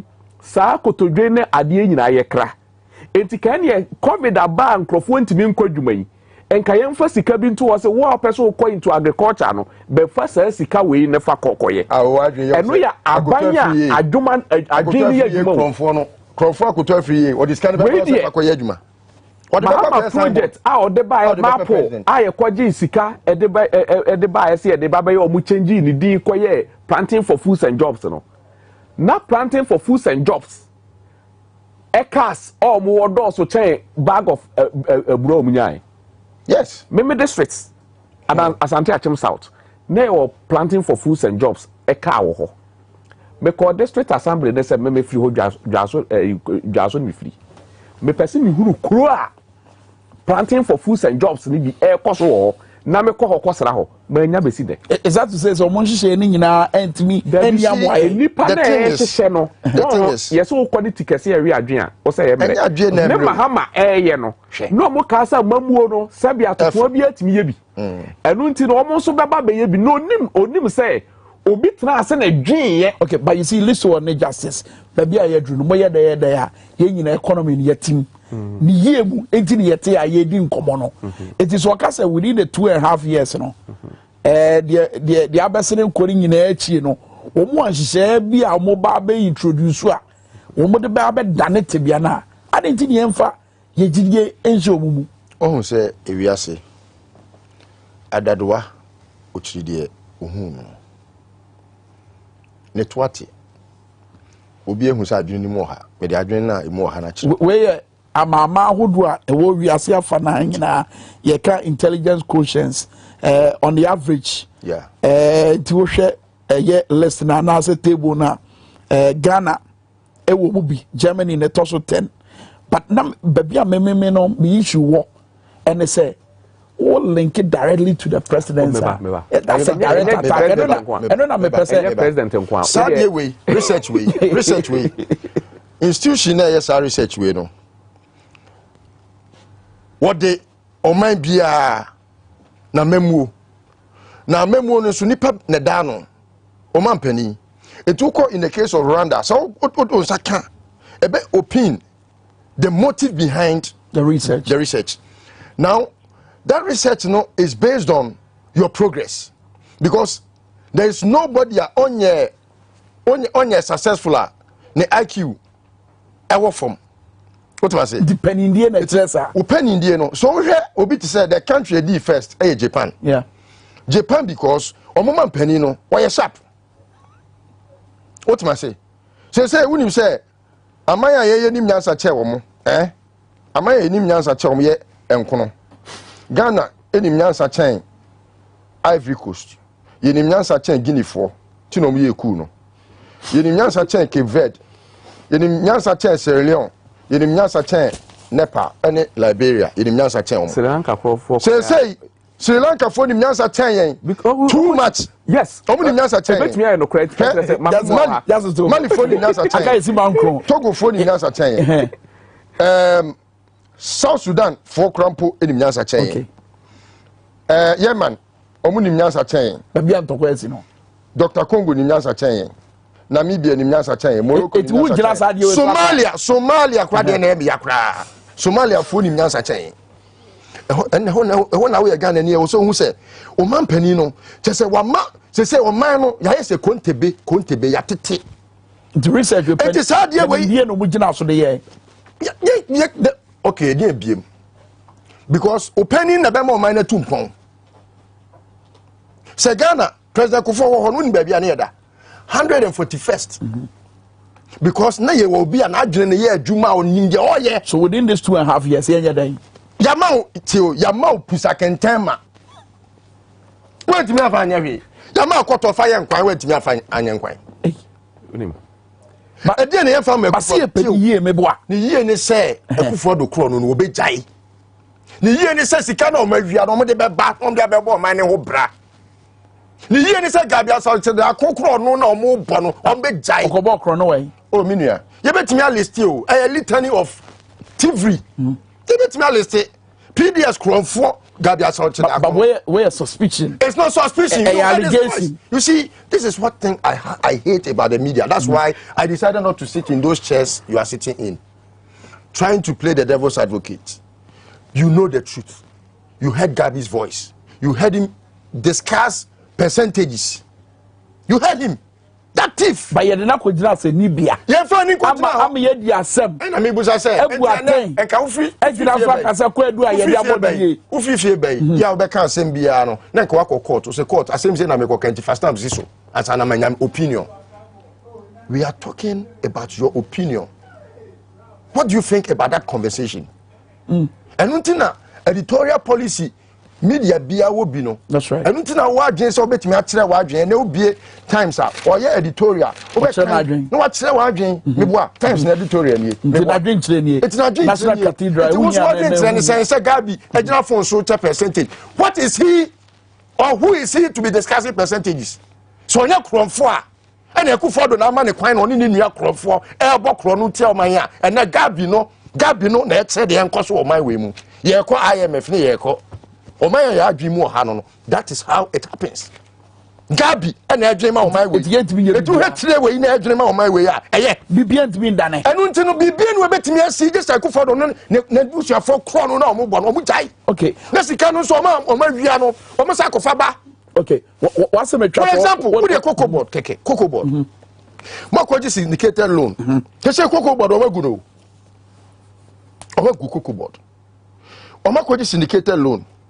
Say koko kra ye nuanom ne nananom ne ofanom ne panifo adua sa aban betimi anya sika kra koto koko no sika ni ho the sika no wen sika no fanya kwan sika no fancy school dan on fa bi si watchman krampo dan na kan bese o se mesi watchman dan okoka o se mesi toilet na when you dey say bi betimi eja wanan so body they have intentionally destroyed this country with just one plan. Say, let us capture everything for ourselves. Very well. Because what says can be a just so that or no benyasika, Nesika for Baba Somono. Mate, listen, last words about but justice, more in this, you should not be excited about the Ecosono because they are say a bankrupt society, this one way Baba Shiamoso. It within these 2.5 years, and then I was apart from say, workers are buying a memo yet, what you say, but and then I must so make my ya, I bet that net piano. Beba, or question we know, can we reframe in a for a cababa? No, me say, me reframe no. And this say, who see what Gucci, and now I want thing as in the near Jidi Kufuari. Yen, ya rare crowd when they say, Momon Wayen, Ghana for a shamino, Wayen. Niyama Akufo don't see. What be a question? I said, DN, you bet me. The only thing about me, I say, Yen Tanaho, Emma 2024, no, Emi Drew and Sanya to Akufo don't see a year. Yes. No, idea. Sri Lanka. Former Bruno. What can we mammy can be about Bruno? And mammy can be, so all can or yes, what drain in your papa, entity, the SUA can be. Sri Lanka Mabu story. Man penny no. What resign? Yeah, but I know they change it to me. Change it. You will be Tunisia. You will be Libya. Change it. The Baba say. Papa na would be a sick Bob Bessia, a Bob Bessia 50 years. But only say 50 years. But a Pepacano. Obejaibo. Obejaibo. Yes, oh, Kwasia.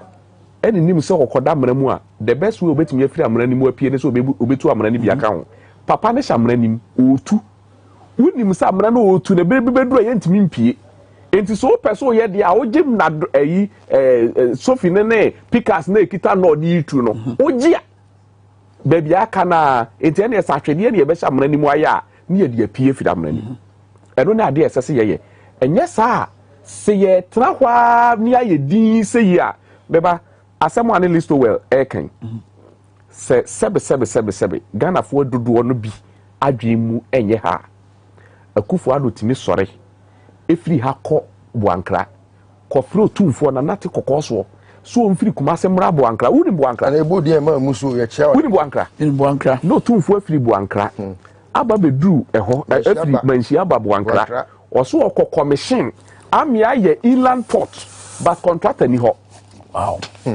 contractor ni hɔ amia kɔ bo dwa kɛseɛ dwadata amia commission yɛ ntie ahenie saa Boankra project no yɛnyɛ ho hwee but obia ntimi misa question was antimam akufo ado akɔ hɔ aba ɛde sawa broni nim nyina akɔ aba still obia ntimi misa akufo ado se nti o ma yɛ nana etutu ntoma betena hɔ so wo ba bɛyɛ wei no akosi sɛi akufo ado nkoa ne timi ka so ɔyɛ train kwan afiri nkran akɔdu Kumase no akɔ start afiri kɔ no train ade na ɛhyɛ form no wakotutu ni nyina se ɔbɛyɛ train kwan na kɔnwofoɔ te hɔ ɔbɔ ɔmo nsɛm na nado danko akufo ado ɔbɛyɛ train kwan but onya akro tu kwan firi kɔnwo ɛba nkran ohu se ensawam deɛ no kora yɛyɛ na train no efiri nkran a ebetu afa wiem ansa na kosi kɔnwo but yet enkrofo believe ye Ghana fo adwen mu nyɛ ha ɛyɛ dan na akufo ado timi ka kyerɛ so ɔbɛyɛ dam wɔ every village one dam tio village bia dam na yɛ nsuo a ɛtene a yɛsi na wayɛ ɔse akura nsuo tene wɔ hɔ akura nsuo ntene wɔ hɔ ɔbɛyɛ dam wɔ hɔ sini enim so ɔyɛ ɔsoro abɔfo ɔbɛtɔ nsuo afiri soro abɛto hɔ sɛ so deɛ yo yɛgidi hwɛ baabi a ɔman no ɛɛkɔ no now dey see amame o question na ubisa ayɛ na ayɛ se ubisa be sɛ yɛ ɛkɔm deɛ ɛne yɛ se ɛkwan ɛbɛfa so ebedidi ne sɛ de aduane besi so so na bɛkyerɛ no yɛ de aduane asi so bɛyɛ 3 hours ne aduane ne me yɛ kɔhwɛ ɛne yɛhu se sɛ agya a ɛwɔ aseɛ no agya no ano nyɛ den enti na aduane ne me obi si hɔ obo gyanim na obi sɛ nsuo gu gyanim deɛ ɔsɛ nsuo gu gyanim na se o mede nsuo gu gyanim na ɛnkyɛ aduane ne bɛbɛn sɛ wote hɔ no ogye saa asɛm wedi a no so adwen wɔ 30 seconds listen well deɛ mɛsrɛ owura dampare sɛ agye udin nyɛ de yɛbɔ nnwom yi wa sɛ udin a wɔnwom ne mu nyinaa kyɛ sɛ wonyɛ nipa papa wonyɛ post ni papa wama Ghana police adane terrorist group ɛna yɛka corruption asɛm ɛne yɛse mu na madi first me kura no mene nka mene omo nya adwen nka omo ma presidency ni first na mundi second but e san say mu na mo bokro no ne ma president nti na yesimo di first eno ho letter wo tro yi ti say wo kire yen Ghana for say enkofo bi ye corrupt na yanfo mo ameka ho na obi ye kronfo na say wo ye police a ho na wo so okwachi kronfo no okay enti wo say eno ne kura say yadwini mo ha more na pare yadwini mo ha papa say koti wu how do you tell me say police a trust statement say man hwe GR for diem man hwe SEPS for diem man hwe we for diem eti no ye amodi abedi first ne de Ghana fo nyina ubu say obi abeka say yen police